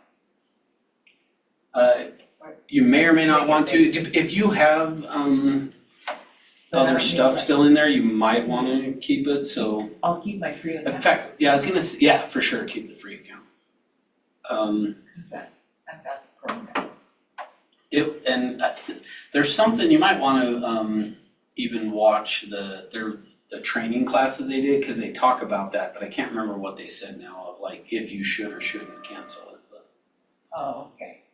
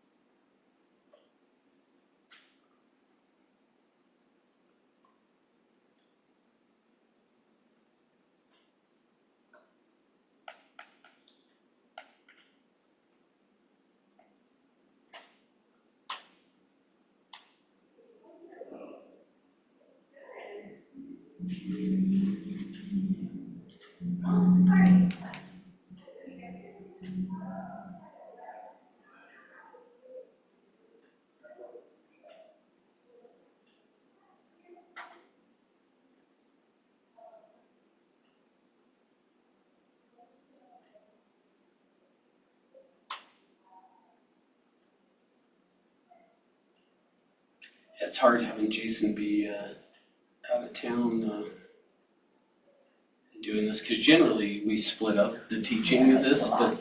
but then it also allows one of us to be available to take care of all this other just stuff that we have to do. Yeah, this is a lot.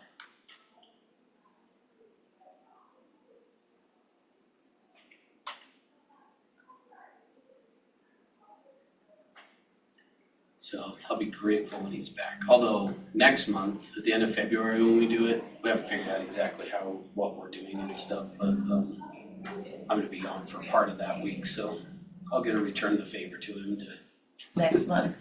at the end of February, you know. Although I would be here for half of it, so I could still teach my half and he can do his, but.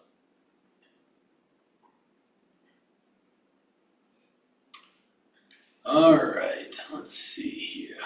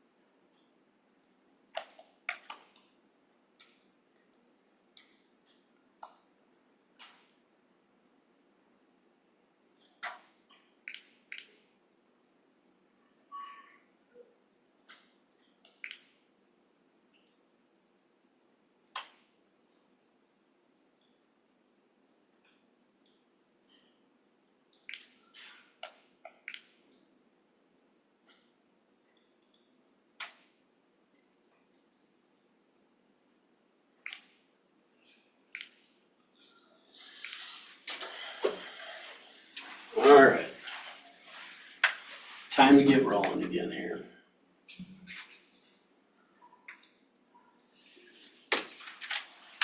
Okay, where did I put the markers? Which I probably shouldn't. The green's not showing up real great, but the purple looks okay, so we'll use that. Okay, all right, so any questions before I get going?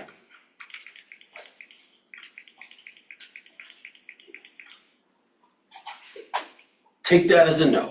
All right, so the next piece of this then, so we talked about for sale by owners.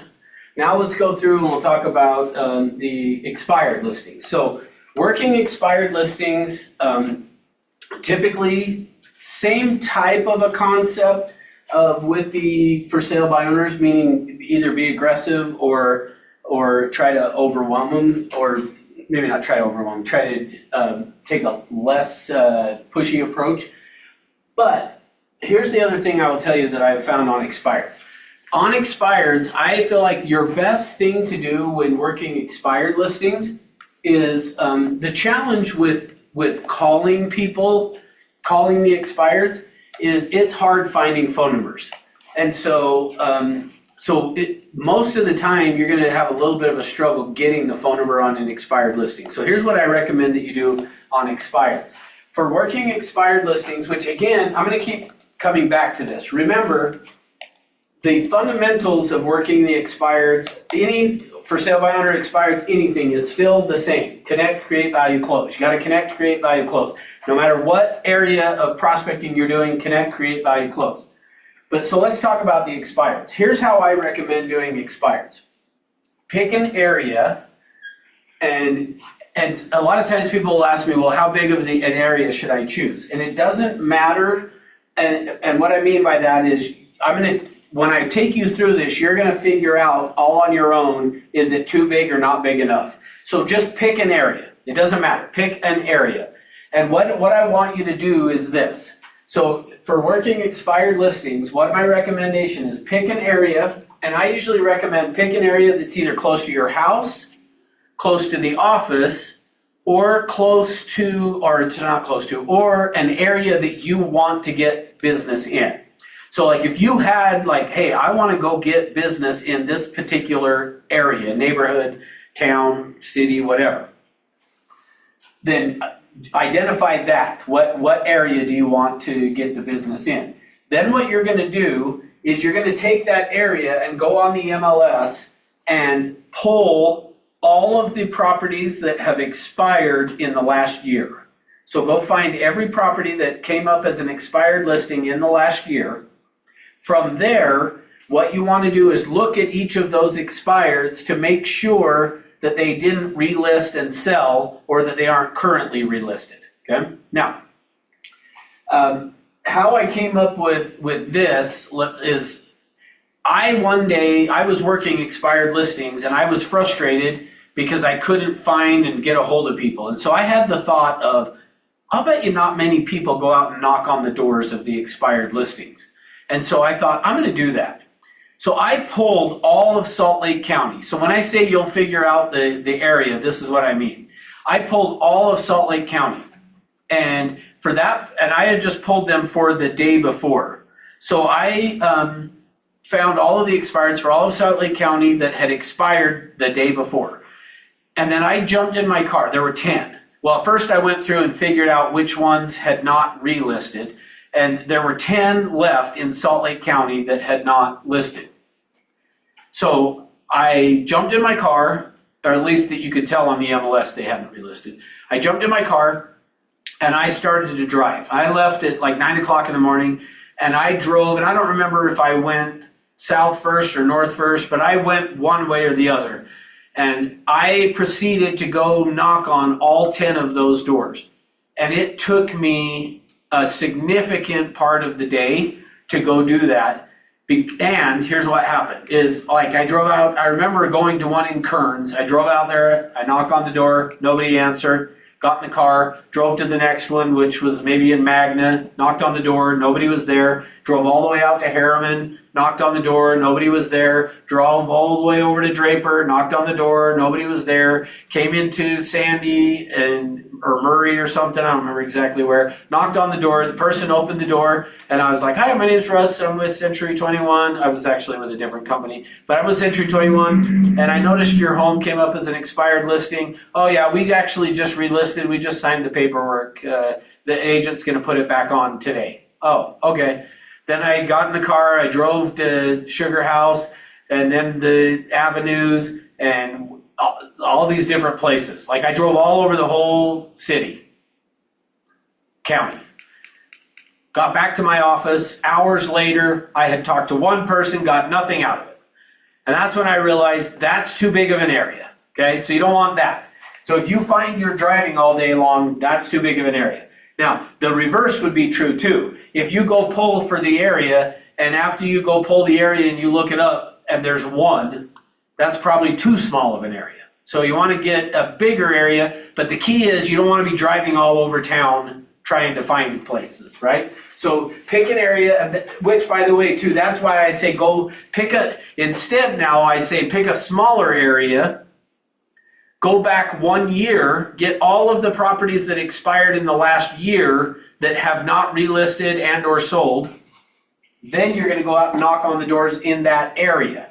And if you do it that way, you're now confined to a smaller area, so you're not driving for a long time. And then what you're going to do, though, is you're going to go find this house here. You'll find one over here in this area, one here in this area, maybe another one here. You know, you're going to just find these houses in these different areas around. And then what you're going to do is you're going to go knock on the door. And same thing that happened to me is you're going to find that most of the time when you go knock on, we'll do this door here, you go knock on this door, they're not home. But instead of getting in your car and then driving off to the next house, what you're going to do instead is now you're going to go knock on the doors of 3 to 5 houses this way, cross the street, do 6 to 10 houses this way, cross the street, do 3 to 5 houses that way. Now, let me show you what that looks like. So here's what I do. So, and I'll give you both scenarios. So let's say first I go knock on this expired and they don't answer the door, okay? So they don't answer. So now I'm gonna decide either go right or left, and I'm gonna go knock on this neighbor's house right here. So I come over and knock on their door. When they answer the door, in fact, actually role play it with me, Alicia. Okay, so I come knock on your door, knock, knock. Hello. Hi, my name's Russ, I'm with Century 21, and then she's gonna be like, we don't wanna sell, blah, blah. I'm like, oh, don't worry, I'm not here to try to get you to buy or sell. I actually work with a lot of buyers and sellers in the area, and I noticed that your neighbor's house, so I would point at the neighbor's house, I noticed that your neighbor's house, that they had it for sale like 6 months ago, and then it came off the market. And I work with a lot of buyers and sellers in the area, and I just was curious, do you know if they're still thinking about selling their house? And make it up, I don't care, yes or no, whatever you wanna say. Yeah, You do, they are thinking about yes, it? they are. Oh, okay, so do you know why they haven't relisted yet? No, I really don't know. Oh, okay, but, and do you know why they were selling then? Did they get a job transfer or what? No, they just want to downsize. Oh, they're wanting to get a smaller house. Okay, cool, so, well, that's great, I actually wanna get with them then, so do you know when I just knocked on their door, but they weren't there. When's the best time generally to catch them at home? They get home late from work. Okay, so later. Yeah. So like 6 or 7 or something, or, okay, cool, oh, thank you, I appreciate that. Well, hey, like I say, I do work with a lot of buyers and sellers, let me ask you, have you thought about selling your house at all? No, I haven't. No thoughts of selling, okay, so how long, what's that? No desire to sell. Oh, no desire, okay, cool, so how long have you lived here? 6 years. 6 years, wow, that's awesome, where'd you move from? Florida. From Florida to here? Yeah. Wow, that's awesome, so what brought you here? A job. A job, gotcha, that makes sense, oh, well, that's awesome, well, if you ever were to move, where would you go next? Lehigh. To Lehigh, really, okay, so when do you think that would be? Oh, maybe we'll be able to move in like 2 to 3 years. 2 to 3 years. Okay, well, I've got a select group of people that I just stay in touch with, keep them updated on the market. Would it be okay if I added you to that list? Sure. Okay, great, then I'm gonna get her information. Now, here's a few things I wanna point out though. Is notice what information did I get about the neighbor? 1, I found out they still are thinking about selling. 2, I now know that they're wanting to downsize is what was driving that. So, and because we sat and talked about the neighbor, when I then transitioned to, well, have you ever thought about selling your house? No, I haven't thought it. Like they're more comfortable talking to me and I'm gonna try to gather that information. So then I'm gonna go, okay, well, hey, I appreciate you thinking about it and talking to me and I'll try to catch them later tonight. And anyway, like I said, I do work with a lot of buyers, sellers in the area, so I'm probably gonna knock on a few other doors of your neighbors, just see if anybody else is thinking about it. Do you know if any of the rest of your neighbors are thinking about selling? No, I haven't heard anything. Haven't heard anything. Okay, well, have a great day. Talk to you later. Thanks. Then I'm gonna go to the next door. I'm gonna knock on this next door. Knock, knock. Hey, my name's Russ. I'm with Century 21, and I actually am not here to try to get you to buy or sell. Your neighbor 2 doors down had their home up for sale a few months ago. It came off the market, and I just was curious. Do you know if they're still thinking about selling? I'm gonna just ask the exact same questions, and then they're gonna go, yeah or no, like whatever they're gonna say, but I'm just gonna try to get information from them more if I can about that particular seller. If they have information, great, I'll get it. If they don't, then I'm gonna just say, well, what about you? Have you thought about selling? Nope, okay, bye. Go to the next door neighbor. Hi, I'm actually was trying to get a hold of your neighbor 2 doors down. Just curious if you know if they were still thinking about selling or not. And then they're gonna give you whatever information. Then I'm gonna cross the street. Hi, my name's Russ, I'm with Century 21. I actually was, do you know what? I'm just trying to find out as much as I can about them, but when you knock on the door and you say, I'm not here to try to get you to buy or sell, I'm trying to find out if your neighbor still is interested because I work with buyers in the area, and if they are, I want to be aware of it. See, part of what goes on with this is the neighbors want to be helpful. Let me give you an example of this. So I had a house just up the street here, just off of Creek Road, that an agent here at the office had told me they had been out knocking on doors. They knocked on this guy's door. He opened it and said, I want to sell my house, but whoever buys it's going to have to burn it down because it's in such bad shape. And so the agent came back and was like, hey, if you're interested and want to buy this guy's house, it sounds like he wants to sell and he knows he's going to have to sell it for cheap. So I was like, awesome. So I went up there, knocked on his door. He didn't answer. I wrote my name and phone number on well, I gave him my business card, so I had my name and phone number. But I wrote a note. Hey, I heard you were wanting to sell. I would love to buy your house. Stuck it in the door. Went back a couple days later. My card is still stuck in the door, and there's stuff around where I can tell he doesn't ever come out that front door very often. So I kept trying, and finally I was like, all right, I'm gonna go do this concept. I'm gonna go knock on neighbors' doors.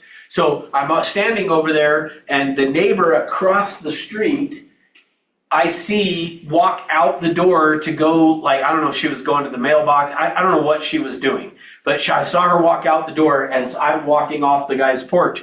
And so I was like, hey, excuse me, can I ask you a question? And she was like, yeah, sure, what's up? So I told her, I said, hey, so I understand one of the agents in my office knocked on his door, said he was thinking about selling and blah, blah, blah. And she's like, oh, he's a weirdo. And like, she then tells me all of this information of like, she's like, I would not be surprised if when you go into that house that he doesn't have a kidnapped kid locked in a bedroom or like, just telling me all this stuff. Well, while we're standing there talking, her husband looks out the window, probably because I'm assuming she was going to get the mail or something and didn't come back very fast. So he looks out the window to see what she's doing, sees her talking to this guy, which I was in a suit. So comes out and was like, what's going on? And I just said, oh, I just was trying to find, because apparently he's thinking of selling and I want to buy his house. And anyway, so they sat and told me all kinds of information about this guy. I never could get a hold of him. And I had asked him, when can I, and they're like, he doesn't talk to anybody, like even if he's going to get his mail, he gets it, turns around. So anyway, but that's a perfect example though. Neighbors know what's going on and they'll fill you in on the details, and sometimes they'll fill you in because they want to be helpful. Now, the other thing that might happen is I might knock on a few of these doors, and if I get a few of the people going, oh yeah, no, they were going to sell, but they decided to stay because of whatever, like he lost his job and so now they're staying here, and he got a new job and the only reason they were moving is he had gotten a new job or whatever. Like I might figure out after I go knock on all these doors, I don't care if I ever catch them at home or not, so then therefore I'm not going to worry about it. But if some of the neighbors are like, yeah, I know they said that they were going to probably sell in the spring, well, now I want that one. So I'm going to for sure be asking, when's the best time to catch him at home? Because like I said, with the guy up there, I went multiple different times of the day, knocked on the door, would never answer the door. And so finally I go talk to the neighbor and they're like, they basically told me that the first guy that went and knocked on the door, they're like, I don't know how they got him to open the door because he doesn't open the door. So anyway, but that's the idea of that. So does that make sense? And then the idea, what I would do is, so I would do this, knock on all these doors. I'm going to figure out, do I want to talk to that person? And if I do, and that's a listing I want, I'm now going to come back at 6 or 7 at night because she told me that's when they're at home. So I'm going to come over and knock on the door to try to catch them. That way I'm not coming over every day between 10 and noon and they're never going to be home because the neighbor told me they're not. I would know. Like, I think about my neighbor across the street from me. The neighbor across the street from me, it's changed a little bit now, but very similar type of a thing of like, if you go to their house in the evening, you're not going to catch them at home. But during the day, you would catch them at home. So somebody trying to do that in the evening. So if you ask the neighbor, like I could tell you, if you ask me, I could tell you every one of my neighbors of like, oh yeah, he's a dentist, and so he's not going to be home until, he gets home right at about 4 o'clock every day. So I'd be able to say, he gets home 4 o'clock pretty much every day. Well, now I know I'm going to show up probably at 4:10 every single day. Or I might even wait around the corner, see him get home, give him enough time to get in the house and maybe get settled and then go knock on the door. Like my other neighbor 2 doors down, I would be like, oh, his wife should be home. She's probably just at the grocery store. You could probably catch her. So that's the idea of this, but then you're staying in the same general area. Now, so you're going back for a year, figuring out who in that area during the last year has not relisted. You're going to go hit them and the neighbors, but then you're going to set it up to where I would recommend set up a search on the MLS so that every day then going forward, it's gonna tell you any new ones that pop up. And then as new ones pop up, same thing, go over, knock on the door, and if they answer, great, and we'll talk about what to do if they answer here next. But if they don't answer, then I'm going to the next door neighbor and saying, hey, your neighbor's house actually just expired, it came off the market. Do you know what their plans are? And I'm gonna find out, and then I'm gonna know, do I need to go back? If they're like, no, they canceled, it's just their agent wouldn't take it off the market, so they just left it on. Okay, great. I'm gonna just figure out who I wanna go to. Okay, so now, when you knock on the door and they answer the door, you got two choices. You can either tell them, hey, my name's Russ, and especially with the old ones, I would probably approach it more this way. The old ones that had expired before, I usually like to approach it to where I'm gonna try to get them to tell me that that they had their home on the market. I don't typically show up on knock on, this is for old expireds. If it just expired yesterday, I'm knocking on the door telling them, hey, I know your house just expired yesterday. But if it's one that expired 3, 4, 6 months ago, a year ago, this is how I'm gonna do it. So I'm gonna come knock on the door, knock, knock. So yeah, you get to role play with me every time, sorry. So I'm gonna knock on the door, hey, my name's Russ, I'm with Century 21.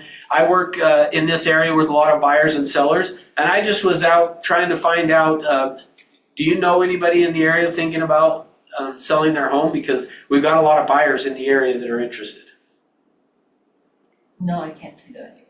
So now, here's what usually will happen is if they are expired and they were still thinking about selling and I said that, they're gonna say, well, if I did know somebody, I would sell them my house, is what I found. Usually, if they're thinking about it at all, then they will say, so I usually just approach it that way, hey, I work with a lot of buyers and sellers in the area, you know, inventory is still really low. I want to try to help my clients find some houses, so I'm out knocking on doors to see if anybody's thinking about selling. And they'll usually go, well, if I did know somebody, I probably would have sold them my house already. Oh, really? Have you been thinking about selling your house? Now, in the event they don't know, if they go, nope, I don't know anybody, I'm going to then just say, well, how long have you lived here? Now, I'm going to just try to talk with them, and if at some point they haven't told me, and this is just personal preference, my preference is that they tell me that they had their home up for sale, but if they don't, I am not going to leave their doorstep though without saying, you know, I might then say, well, you know, so in fact, let's do it. So don't tell me, okay? So I knock on the door, hey, I work in the area, just wondering, look, you know, inventory's really low, there's buyers interested. Who do you know in the area that's thinking about selling their house? Nobody. Nobody, okay, cool. So how long have you lived here? 6 years. 6 years, wow, that's awesome. Where did you move from? Florida. From Florida to here, you're kidding. Are you guys noticing a pattern how I do this? And notice how I do it. Florida to here, you're kidding, that's awesome, what right here? A job. A job, okay, cool. So how did you end up choosing this specific neighborhood and stuff? It was the best house we were able to find at the time. Just the best one you could find? That's awesome, well, good for you. Well, hey, you know, and part of my research of this area and knowing the area and keeping an eye on it, I noticed that you did have your house for sale 6 months ago. It came off the market. So, like, what, are you guys still interested in selling or are you not anymore? We are, but not right now, maybe a year. So maybe a year. Okay, so if you had sold it, where were you gonna go next? Yeah. Oh, to Lehigh. Oh, that's awesome. So do you have any idea like why it didn't sell? No, Really? I don't really know. The agent never gave you The any, agent said it was price. he said it was price, yeah, okay. Yeah, and that's possible that could be. I mean, something that I do, if you want, I'd be happy to do a market analysis for you and give you my opinion of, hey, was it the price or was it anything else? Because, you know, like I say, I didn't look that closely at it to see like if there was a problem in how they listed it, which I have seen that before, where maybe somebody lists the wrong town or they have your street address and your home address reversed and so it's wrong, you know, or they have some other information listed wrong. So, I mean, if you're interested in that, I'd be happy to do that. Is that something that you'd find helpful? Yeah. Okay, so let me do this then. So what I'll do is I'll go back, I'll look at it, I'll put together the market analysis. So when would be a good time that I could come back and show you what I found? Next week. Next week, so Tuesday or Wednesday would be better? Wednesday. Wednesday, okay, boom. So now you can see, so if I knock on their door, I'm gonna try to get them to tell me, because my preference would be for her to say to me, well, if I did know somebody, and the reason is, it lets me know they're still thinking about selling. But if they don't say anything, I'm gonna ask a few questions like you heard, then I'm gonna go to, well, hey, I did notice as part of, working in this area that your home had been for sale, and I'm just curious, like, did you guys decide not to sell? Did it just not sell? Did your things fall through? Like, what happened? And I'm gonna try to get them to give me the information. And then, like I said, if she said, oh yeah, and like I said, generally when you say to them, so why did it not sell? A lot of times they are gonna say, I don't know, my agent said it was overpriced, but I don't think it was, or whatever. So anyway, all right, any questions on expireds?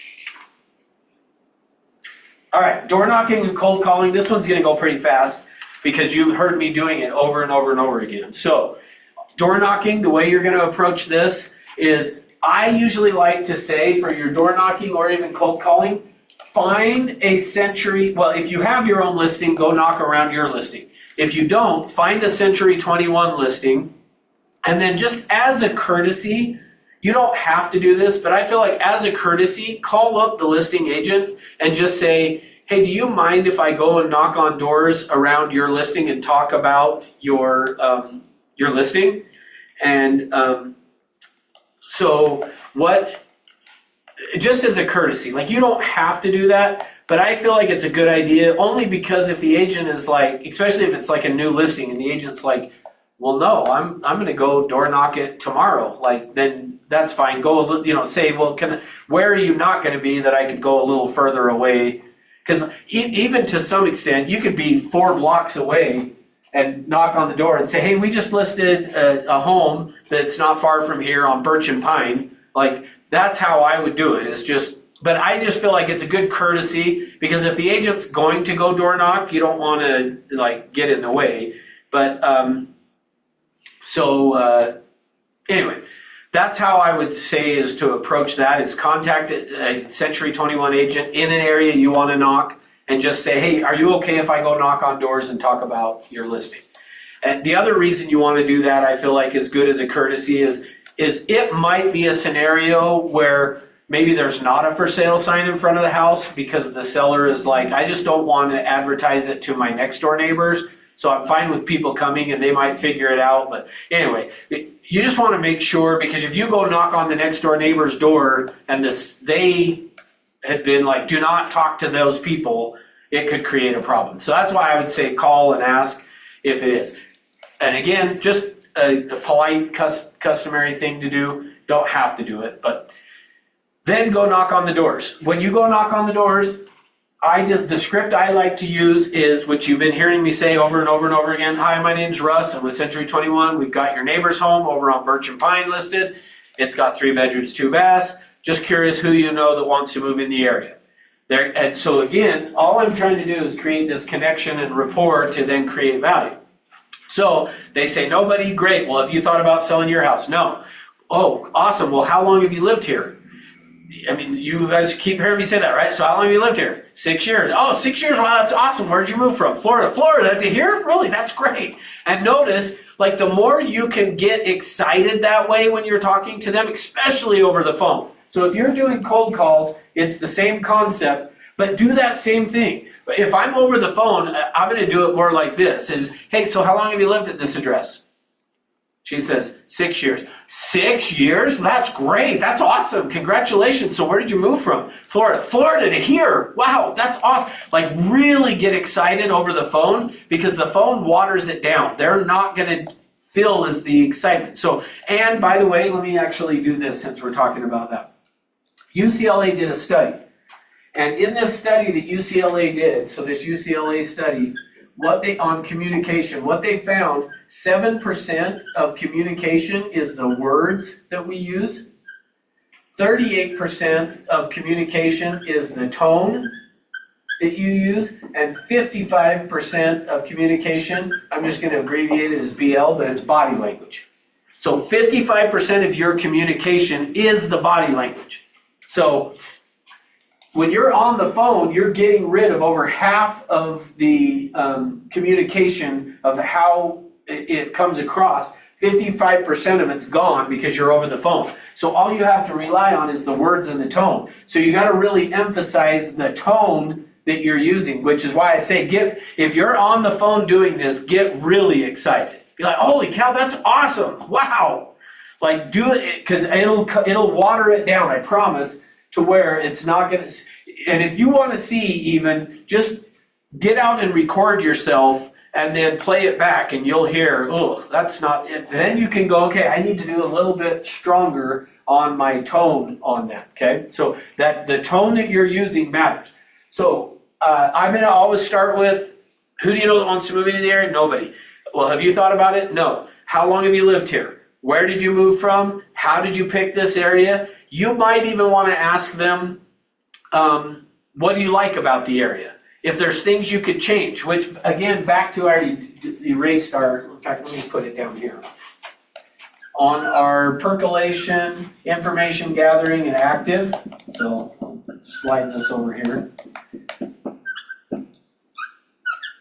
So percolation, information gathering and active.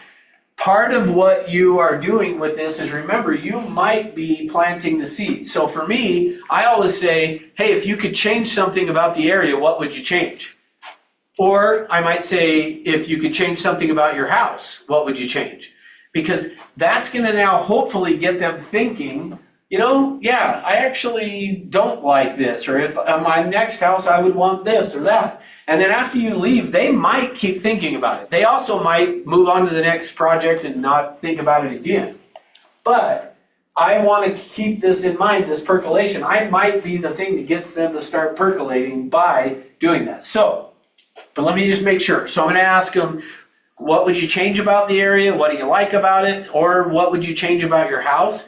After I've done those questions, and this is the key, is the next question is I'm going to ask, if you ever were to move, where would you go next? And the reason I do, if you were going to move, where would you go next? Because if they're thinking about moving, at that point, they're going to tell you. So in fact, and you might be just making it up, but every time I've asked you, if you were to move, where would you go next? You've said Lehi. Is that real? Yeah. Okay, so notice that typically, if you can get into this connection and rapport with them, and the way you're going to do it again is by repeating and affirming, and especially if you're repeating and affirming of 6 years, you've been here 6 years, that's great, really. Where did you move from? Florida to here? You're kidding. What brought you from Florida to here? Oh, new job. Oh yeah, new job, that makes sense. So hopefully they're like, I like this person. And so then when I say, well, hey, if you ever were to move, where would you go next? If they're thinking about it at all, they will tell you Lehi or whatever. If they're not, they're going to go, I don't know, I'm good here. I'm happy. Okay, no worries. And if they do say yes, so if I said, if you were to move, where would you go next? And she says Lehi, Lehi, that's great. So when would that be? And then what did you say? 2 or 3 years. 2 or 3 years. Okay, so now I know, hey, this probably is somebody I want to capture as a future business. So remember we talked about now and future? So I'm going to be saying, great, I want to capture her now as for some future business because again, hey, for where I'm at, and you'll see this later on Thursday as we get into it, but for where I'm at right now in my business, I might be like, hey, I'm going to need a deal in 2 years. If I can capture her now, the other thing to keep in mind is generally people do it faster than they say. So if they say 2 years, it really might be 1 year. So I want to capture them at that point when she says that. So I go, okay, 2 years, great. I've got a select group of people that I stay in touch with. So that's how you're going to do this now and future. Okay? So that's for both door knocking and cold calling. Any questions on that? Okay, next then. I'm going to skip, which by the way, let me point this out. The reason I categorized these the way I did, these are what we would call active prospecting methods, where you are initiating the call and stuff. This side is what we would call passive, where you're more being passive with it, is you're waiting for somebody to come to you, versus these, you're going to them, okay? So, and I always put SOI in the middle because depending on how you work it, it could be active or passive. So I always throw that in the middle. But these passive ways of going about it, advertising, obviously if you did some type of advertising, which we could throw this under that category, is social media would be another one that's passive. And you might even say, well, that's part of advertising, and that's fine, but social media. So here's what I will say on like advertising. I would just say you saw on there the percentage of people who ended up listing their home or buying with somebody from advertising, and it was less than 1%. Basically, my recommendation is don't do it, okay? So there's your training on how to advertise. Don't do it. Open houses. Let's talk about open houses. Now, on open houses, here's one of the things that I will tell you is we did a study, and 82% of the people who go to an open house will do something real estate related within a 2-year period. So what I'm telling you from that is most agents will tell you doing an open house is a waste of time. And I will say that depending on what you mean by that, it's true. And if what you mean by doing an open house is a waste of time, for a seller, doing an open house is a waste of time, for sure. If you are the seller, like it's less than 10% chance it's gonna sell your house. Now, a seller might say, well, that's fine, even if there's a 1% chance and we get that 1%, then I want it. That's great, that's fine. But as a general rule, it's very rare that a house is going to sell from doing an open house. So it's not really a good option of getting your home sold, especially in today's world. People are seeing it online, and once they've seen it online, if they want to go inside or they're driving around, and if they see it and they want to go inside, like I can't tell you how many times people have called me off of my sign and said, hey, are you going to be doing any open houses on that property? Because we want to come see it. And I'm always like, well, either yes or no, I'm doing an open house, but it doesn't matter because if you want to see it, when do you want to go? I'll schedule a time to go show it to you. So like you can get the people still through the house. But I like to say, think of as an open house as being a magnet to pulling in the buyers and sellers from the area. So what I'm about to share with you on how to do an open house, I'm going to give you a very abbreviated of doing an open house. Meaning, this is a training I could actually spend probably an entire day working on and helping you with, and would happy to do that sometime if you want. But I first just want to, I'm going to give you an abbreviated of how to do it. And just know though, we did a study where what we did is we tracked the people who came to open houses, where we stayed in touch with them to find out, are they going to, do anything real estate related. So meaning we had them sign in at the open house, and then after the open house stayed and kept calling them to keep track of like, so what happened after the open house. What we found is 82% of the people who came to an open house within a year did something real estate related. Okay? Now, why I tell you that is because most people think about an open house as an agent and somebody coming into an open house that they're all just looky-loos, which I wonder where that term came from, a looky-loo.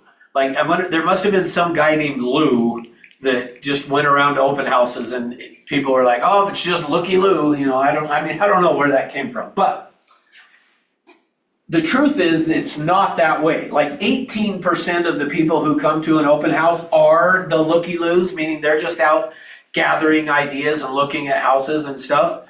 But as a general rule, that is not the case. Now, let me share with you a quick story on that.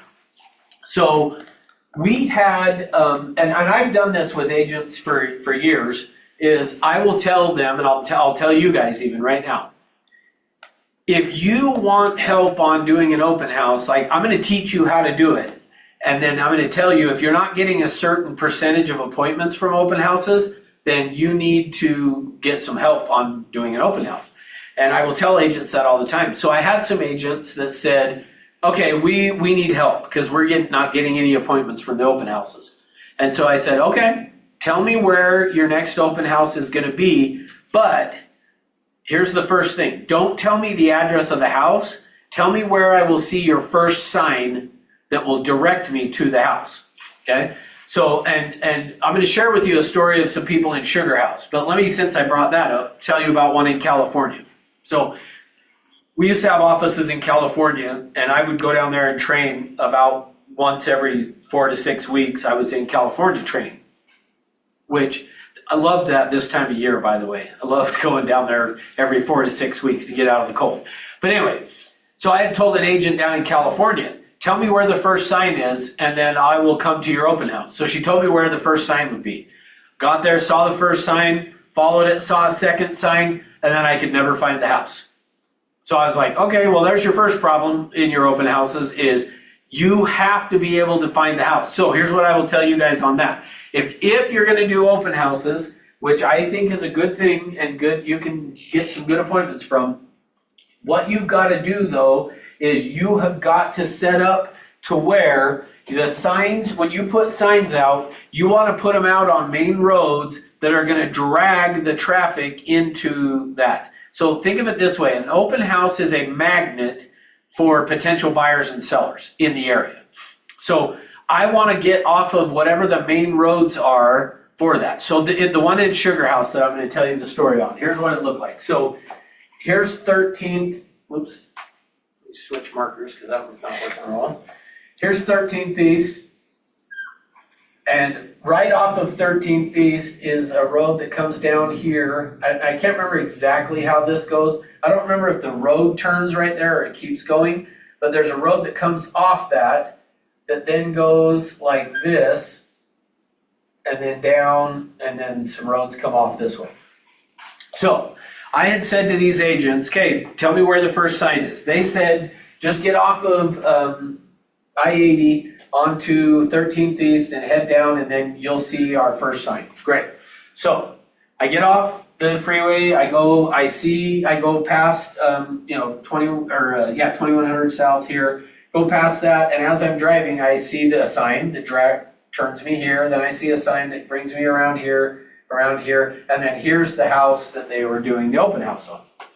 So I go in, and I'm in the house, and I'm talking to them and coaching them, and how's it going, and we're talking about it. And anytime I've done this, I will show up to that open house in like jeans and a t-shirt, because I want to look like I'm just somebody there looking at the house so that I can listen to what the agents are doing. Which, by the way, I recommend when you do an open house, have 2 or 3 agents, not just one.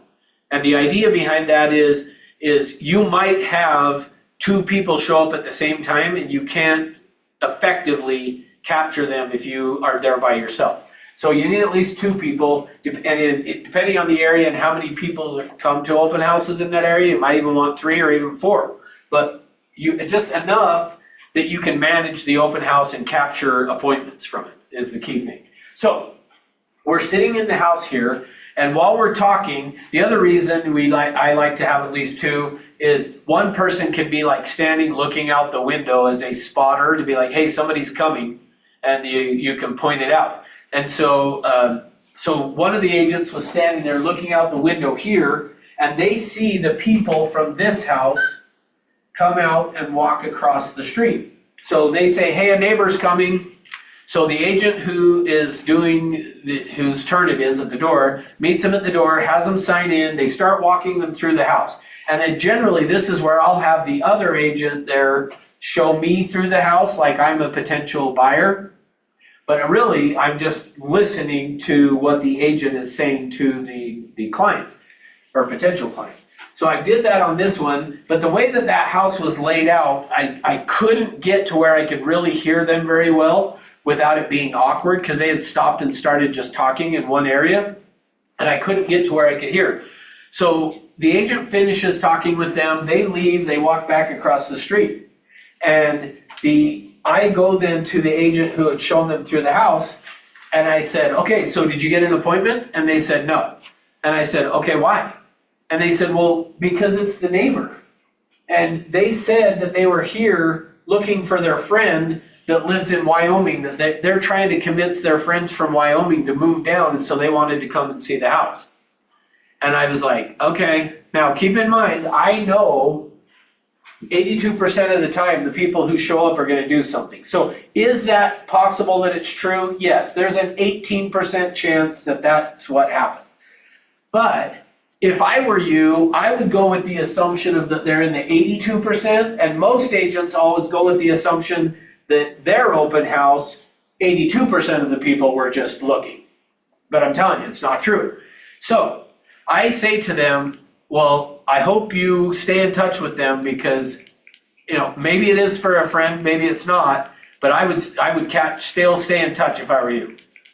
They did. So 6 months goes by. I get a call from an agent and says, can I come and meet with you? And I say, yeah, sure, come on in. The agent comes in and says, hey, I've got some friends that their house is listed for sale right now, and they're not happy with their agent and they want out and they want me to list their house. So tell me what I can do and what I can't do with those people, and will you look at a CMA with me? And I said, yeah, sure. And they said, okay, I don't remember why, but for some reason I said, well, what's the address? And let's pull up the property. So I get on the MLS, I pull up the property, and it pops up, and as soon as it pops up, I go, you have got to be kidding me. And the agent was like, what? And I said, I know that house. And they said, you do? How? And I said, because the people across the street were doing an open house, and these guys walked in and talked to them, and they said they were looking for their friend in Wyoming, and I told that agent, don't believe it. And sure enough, 6 months later, their home had been listed for probably 3 months. So within 3 months after the open house, it got listed, but we were now at about 6 months since the open house, and the house was for sale. And so I was like, I knew it.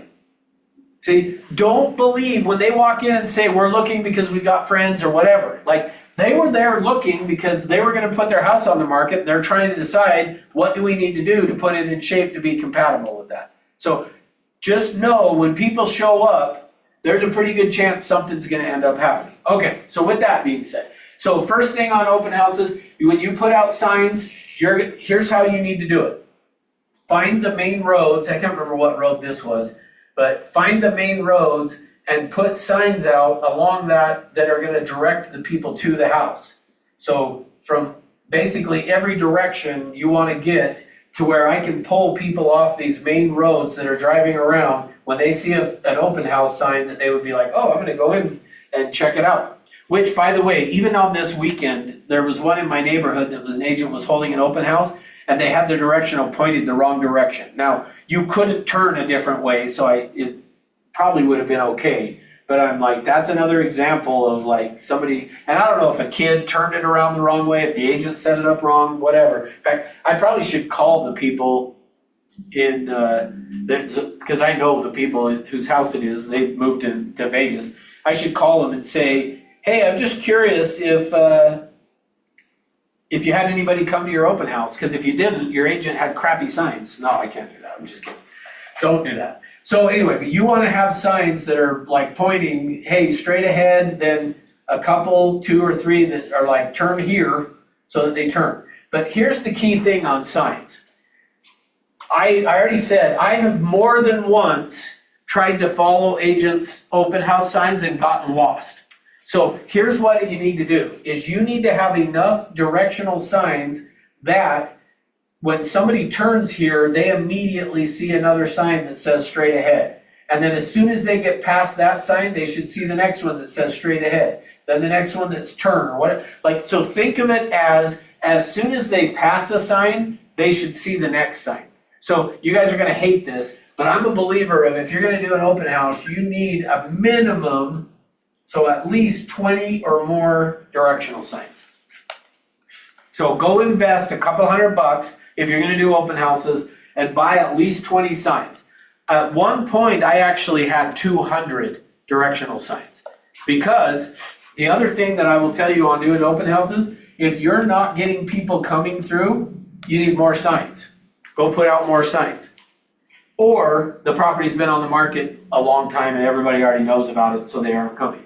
But if that's not the case, you just need more signs to drag, and stop and think about it. Like, you need probably 1 or 2 saying this way, 2 or 3 this way, so there's 4 or 5, 6, 7, 8, 9, 10, 11, 12, and then that's just for that area, down to come off this way, like, so you can see where you could end up putting a lot more signs. So if you're gonna do this, you gotta do it right, which is you gotta get turn it into a magnet. The other thing that I do with open houses is go knock on all the doors in this neighborhood too. I want to door knock all of this neighborhood a week to 2 weeks before the open house. Now, so I'm giving you guys the ideal way to do this. I recognize that you're not going to be able to do it the ideal way, meaning like you're going to see emails come out from the company of, hey, this agent's looking for somebody to do an open house on Saturday, and you're going to get that email on Thursday. So I get that in that case, you're going to be like, well, I can't go out and door knock every house in 2 days, where that you could over a 2-week period or a week. That's the ideal. But I get you're not going to always get the ideal. But the ideal scenario is I go knock on these doors. When I knock on the doors, I'm showing up with an invitation to the open house. So I'm going to knock on the door and say, hey, my name's Russ. I have your neighbor's house listed. This street over here was Gilmer. So I'd be like, I've got your neighbor's house listed over on Gilmer, and I just wanted to invite you to come to the open house. Because when you come, you might think of somebody that's thinking of moving into the area, unless you already know somebody that's wants to move to the area.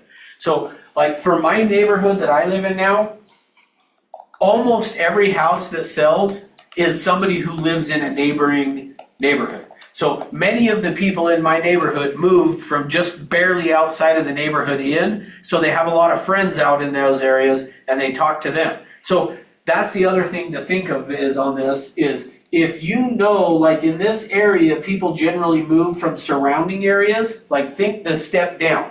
So if you can think about like the price range just below, go to the neighborhood that is closest to this one that is the price range below. So like in this scenario, with this being 13th East, you might want to go door knock on houses down here below 7th East and invite them to an open house up here. So that's one of the other things that you can do. So you want to go out and knock on doors and invite people to come to the open house. So the idea of this, the other thing that I'm doing when I put out a ton of signs is I want all of the neighbors in the area. One, I want to have knocked on their door and told them, hey, we're going to be doing an open house for this person. And I sometimes will even tell them we're going to do a mega open house. Like I'll tell them we're doing an open house on steroids. And I tell them, you're going to see a ton of signs. I want the neighbors to see a ton of signs because I want them to be like, who is this agent? And you will get people that drive by the house just because they see all your signs out to try to figure out what's going on. Well, that's what I want, because I want, if there is somebody else in here thinking of selling this house, I want them to see all these signs and be like, who is this person? Which leads me to the next thing of, again, the ideal scenario for me is you do this for 2 days, not just one, and for 4 hours each day. The idea being, remember, it's a magnet to try to draw all the people into this area that are thinking about buying or selling. And so what I want to do is I want to give ample time for the kid who, or the people who their kid has a soccer game right during my open house that would have come. I want to have 4 hours so that they have enough time for that, and over 2 days so that maybe the next day they could do it. So I would recommend doing 2 days. I've had agents that do, and I don't think it matters. You don't have to do Saturday, Sunday, by the way. Like, as the days start getting longer, do them in the afternoon. Pick 2 days and do it like on a Wednesday, Thursday from 3 to 7. Like, it doesn't matter. And even, let me even say it this way. If you get a home and the seller would let you come and sit at their house during the day, rather than come to the office and make your phone calls, go throw out open house signs and sit at the seller's house because they're at work, and sit and make your prospecting calls from their house, but you've got your open house signs out so that if somebody shows up for the open house, you could capture them that way. But in my mind, these are great because the people who show up, there's an 82% chance they're going to do something. So the next piece on this that I will give you is on these, I probably should ask, like, do you guys want this much detail on an open house, how to do it, or do you, like, if I'm sharing it and you guys are like, I'm never going to do it, I don't really care, then I won't do it. But No, okay, you're good. Okay, so the next thing with this, so now that I've got this, I've got signs out, I've done invitations for the open house. The next thing I want to do is go find a table, like not this big of a table here, but go find a table that's just a small, like one of the ones at Walmart or something that's a lightweight table. And you want to get a table, and then what you want to do is, let me erase some of this expired stuff here. Then what you want to do is, I want to get a table, and I'm going to set this up in the house like this. So here's the, now this marker's dying. Just striking out all over the place. I'm gonna have to, at lunch, get some more markers, see if this black one works. So here's the house, here's the door, so the door opens like that. What you want to do then is I want to get this little plastic table, probably get a tablecloth so that it can look nice, but I want to set up that table there like this then. So now you've got the door that's going to open this way, I've got the table angled like that, so that when you open the door for them to come in, you've created this barrier without it looking like you really have created a barrier. But so, and I know you guys on Zoom can't really see, but like with this door here, if I open it and then I have the table here and I'm standing here, the people, now when they walk in, I've got it kind of blocked. So, and the idea of that is, the people who show up to open houses are hit and run artists. Like they want to get in and get out as fast as they can. And so my objective is I got to slow them down. I got to get them to slow down. So what I'm going to do is I have the table there. I'm going to be standing there and I've got the door there to where it creates kind of this barrier to where when I open the door, I'm going to welcome them and I'm going to say to them, hey, at the seller's request and as a condition of viewing the home, all guests are asked to sign the guest register and complete the information sheet before viewing their home. So I'm going to just ask them to sign in. So I'm going to ask them to sign in on that. Now, I want to make sure they actually do sign in too. So if they don't sign in, I'm going to say, hey, the seller really wants to know who has come through their house. So I usually actually will even get a placard thing that I can put in there with a piece of paper that says all guests are asked to sign the guest register before viewing the home and have the seller sign it. That way you are saying the seller has asked that you sign in. So I get them to sign in. Now, I really don't care. The idea of the sign in is just to get them to slow down. So I don't care if they put a fake name, I don't care if they put a fake phone number, I don't care if they put a fake email address. It doesn't matter to me. Like, I don't care. The idea is just to get them to slow down. So I'm getting them to slow down and fill out a piece of paper, okay, that has a spot for their name, email address, phone number. I don't care what they write down. And if they say to you, well, I don't want to put my phone number because I don't want you to call me, then I just say, write do not call on there, and I will not call you without your permission. I will not call you. But if the seller has some questions, they want to be able to call you. And so the purpose of that phone number is not for me, it's for the seller. And then I'm going to honor that. If they said, hey, don't call me, then I won't call them. Now, what you're going to see, though, is if I do this right, by the end, by the time they leave, they're going to be okay with me calling, and I'm going to actually get the phone number again. I'm not going to do, in fact, let me say it this way. Do not rely on the phone number they write there. I have seen so many agents, so don't do this. I have seen so many agents have a great conversation with the person. The person's like, yeah, give us a call. We'll talk about it. They walk out the door and leave. The agent comes over to the table, and either they wrote a fake phone number or they can't read the phone number. Is that a 4 or a 9? Is that a 6 or a whatever? Like, I can't tell if that's a 7 or a 1. And then now they try to call it and it doesn't work. And they had somebody that they created some good rapport with. They let them walk out. So that's why I don't care what's written here. I am not going to rely on that anyway. I want to build enough rapport that before they leave, they're giving me their name, they're giving me their phone number, and they're giving me their email address. I'm not relying on their bad handwriting. Because again, me, if I go sign in on something like that, I have bad handwriting, as you guys can see anyway, but if I'm signing in on something, it's even worse.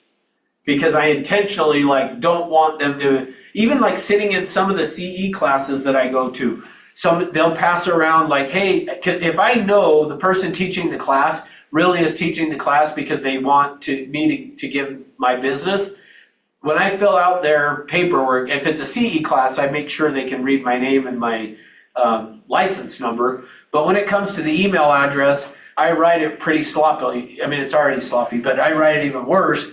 And I may put in a extra number or something if I don't want them to call me. So just know that at this point, they don't know you, they don't trust you, they don't know that they want to talk to you, so they're probably not writing it legibly. They're maybe putting a fake email address or an old email address. I do that occasionally. I'll put an old email address. So they'll do stuff like that to you. So don't rely on the fact of that. So instead, I rely on, I'm going to build some connection and rapport with them, so before they leave, that I'm going to get it. But so I'm just doing it to get them to slow down. Next, I'm going to say to them, hey, we're conducting a survey on behalf of our seller to assist the seller in understanding how their home's positioned in the marketplace. So I've got a few questions that I want to ask. Is that okay? They're going to say yes. Great. And then you can create a survey of whatever you want it to be, but I just usually do. So are you familiar with this area? And they'll either go, yeah, we just live down the street, or they're going to go, a little bit, but we're from out of town or something like that. Okay, great. So anyway, I'm going to then ask, so are you familiar with the area? Then I'm going to say, do you own or do you rent? And how long have you been looking in the area? And then from there, I'm going to just ask them questions. The whole idea of me asking the questions is to get into some connection and rapport with them. So ultimately, you don't really need to have a survey per se, but you just got to ask enough questions about them. So here's the next key thing. Make sure you get this. Do not talk about the house. Do not talk about the house. Now, if they ask you a question about the house, answer their question. But what you do not want to do is walk through the house and be like, this is the bedroom. They know it's a bedroom. You don't have to tell them. Also, don't point out to them, oh, there's 2x6 walls instead of 2x4, and they're triple pane windows and a highly efficient furnace, and oh, you got to check out this dishwasher that's amazing.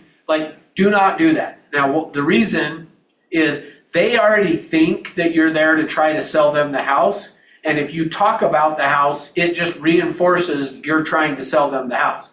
Now, if they ask a question about the house, answer their question. But as soon as you answer their question, go right back to, so what brought you from Florida to Salt Lake? Well, that's awesome. So what do you do for work? And how many kids do you have? And so where are you guys living now? And have you seen houses that you liked? Or make it all about them, not the house. If you talk about the house, you'll lose. Which reminds me, I forgot to tell you, on this table here, what you should not have on the table is flyers.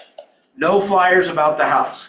0 flyers. Now, remember, we've already talked about you're going to have to ask 3 to 5 times to get an appointment. So, the first question that they're usually going to ask you after they sign in is, do you have a flyer? And so you're going to say one of 2 things. If there are flyers at the house, go put them in your car. Or if you have flyers, leave them on your desk at the office or at home. And then when you get to the house and they say, do you have a flyer? You can say, oh, I forgot the flyers. I left them sitting on my desk at home. So you're not lying because they are sitting on your desk at home. So you're going to say, you don't even have to say I forgot. Say, I left them on my desk at home. Just go, oh, you know what? I left them on my desk at home. But I would be happy to drop one off to you when would be a good time. See, the reason I don't want a flyer is they don't want a flyer. Do you know why they ask for a flyer? The only reason they ask for a flyer is because they don't want to talk to you. So they ask for a flyer so that it'll answer all their questions. They don't have to ask you. So no flyers, because then they have to talk to you. So get rid of the flyer, because they don't care about it anyway. So I always leave it sitting on my desk and say, I left them sitting on my desk at home, but I would be more than happy to drop one off at your house. When would be a good time I could drop it off? They're gonna say no. Well, boom, I just got the first time of asking for an appointment and being told no out of the way. That got me one step closer to getting them to say yes. So, because I know I'm gonna have to ask probably 3 times. So I'm gonna ask for the appointment, they're gonna say no. Then we're gonna walk through the house. So identify how you're gonna show them through the house, and ideally end in the kitchen, okay? Where you have some cookies or punch or something, I don't know, water, something that you can end in the kitchen to where hopefully you can say, hey, do you want a cookie? And you can sit and talk. Now, there's way more to this. Like I told you, I'm giving you guys a way watered down of this, like I could spend a whole day on it. But next, so what you're gonna do next. So as you decide how you're gonna show them through the property and hopefully end up at the kitchen. Again, not always is the layout gonna work that you can do that, that's fine. But ideally, try to end in the kitchen so that you can offer them a cookie or something and stand and just chit chat with them. But identify where you're gonna walk them through the house. The next thing you wanna do, and this is the other reason I want you to have at least one other agent with you, is hold each other accountable that, okay, I'm gonna ask for an appointment before I get to wherever this is in the house. So identify a couple of places, 2 or 3 places in the house. So usually my first time I'm gonna ask for the appointment is they say, do you have a flyer? Nope, but I'd be happy to drop you off one at your house. When could I bring it by? Oh, that's okay, we don't care. Okay, now I just got the first one out. So now I'm gonna identify 2 or 3 other places that my objective is, and the way I liked to do this was I liked to get with, so let's just say Alicia and I are doing it. I'm gonna say to her, okay, let's have a deal here. If you don't ask for an appointment at each of these spots, we're gonna put $20 into a pot every time, or 10, whatever. I mean, even 1, it doesn't matter. But just make it fun to where you can be like, okay, if you don't ask for an appointment by the time you get there, you gotta put $1 or $5 or $10 or $20 into this pot.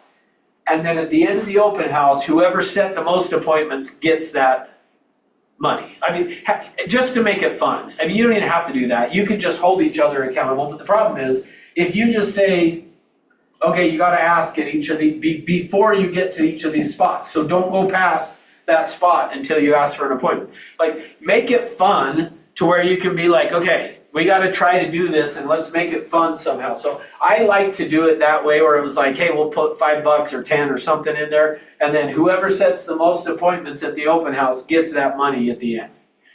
Do something fun like that, whatever. But it also holds you accountable to then, I gotta ask for an appointment before I get here. So I'll give you a couple other ideas. So first time is when they ask for a flyer. The next time for me is as we're walking through the house, is I like to say, hey, so, and you even could say, even if you don't get it here, as long as you ask 3 times, that at least 3 times, then you're good. So, but ideally try to say you gotta do it by this spot, but if you don't do it by that spot, you at least have to have asked 3 times. So then what I will do is as I'm walking through the property, I will then say, hey, have you had a chance to sit down and talk to anybody about what's really going on in the market? And then they're gonna say no. And if they say yes, I always go, oh really, who did you sit down with? And then they usually will go, oh, I can't remember his name, which means they didn't. So I say, have you had a chance to sit down and talk to anybody about what's going on in the market? They say no, and I go, great. Let's sit down, spend 20, 30 minutes. I'll just walk you through what's going on in the market, how many homes are for sale, how many are selling, all that kind of stuff, and then answer any questions that you have. So what works better, afternoons or evenings? No, we're not that serious about it. Okay, great. So where did you say you worked again? Oh, okay, so what kinds of things do you guys build or whatever? Like, I'm just gonna be interested in them and asking questions as we go through. And then somewhere along the way, I may just say, hey, so give me an idea what you're looking for in a home. And then they're gonna tell me, and I might be, one of these areas, be like, you know, I actually might know of a house that could work for you. Would you have some time either on Thursday or Friday to go take a look?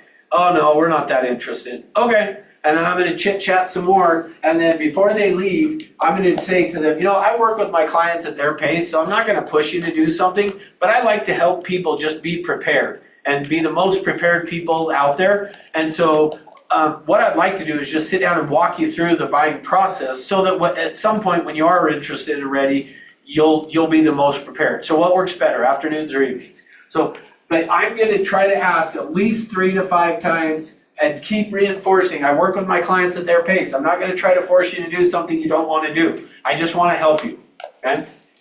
If you will do that, here's what I will tell you. You should capture, so we'll wrap up with this and we'll stop for lunch. But you can, let me say it this way, you can get 60% appointments. So said another way, if you had 10 people come through, you can get 6 appointments. But you're gonna have to ask 3 to 5 times in order for that to happen. If you're only asking once, you're not gonna get to 60%. Now, here's the other thing that I will tell you. If you're getting less than 40%, so if you're getting less than 4 out of 10, you need help. You're messing it up. And I don't say that to be mean or like anything, but you're not you're not doing this. You're not connecting with them and then creating value. If you're connect and create value, you can easily get 4 out of 10 appointments. So if you're not getting 4 out of 10, like call the police and say, I need you to send an ambulance, I'm dying here. Okay, don't do that. But call me and say, I need help.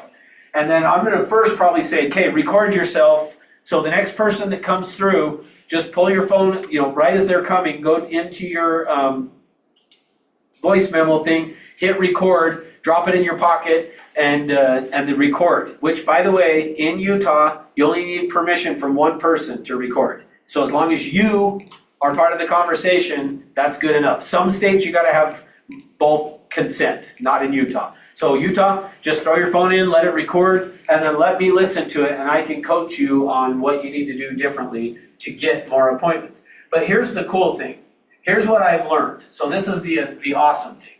If you have 10 people come and you get 5 appointments, you're great. You're doing good. Just keep in mind that when we talked about this, the people are gonna, I said 82% over a year. The majority of them will happen, the majority of the 82% happen between 6 and 9 months. So not very many between 6 to 9 months, a whole bunch between 6 to 9 months, and then not very many after. The majority of the people are 6 to 9 months out. Now here's what we found though. And this is part of where when I said it's hardest to get an appointment with the active people, if you get 5 out of 10, you're doing great. I'm happy, I won't complain, I will tell you, keep going, you're doing great. But here's what we've learned. The people who get 6 out of 10, that one extra appointment, if you get 6 out of 10, one of those people will do something in the next 30 days. That's what we found. If 5 out of 10, I will not give you that same promise. You get 6 out of 10, and I will promise you, you will be under contract with one of them in the next 30 days. Because once you get to the 60%, you've now tapped into that the people in the active phase. And so those ones you're typically gonna have to ask 5 times probably to get that appointment, that extra one, just so you know. So, all right, questions?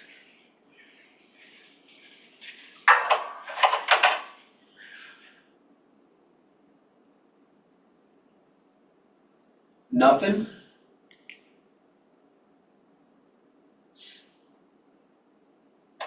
Okay. All right, well, we'll stop for lunch then. So hopefully you got some good information on this.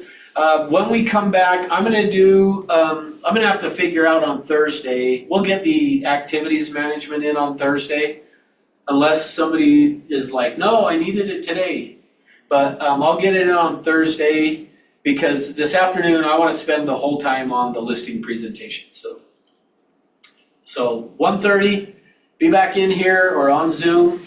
And we'll do the listing presentation. I'm gonna walk you through that. And in my opinion, this is the number one question I have asked all my career of, I need a good listing presentation. I'm gonna give to you what I think is the best listing presentation there is that you can do. And then we'll go from there. So be back at 1:30.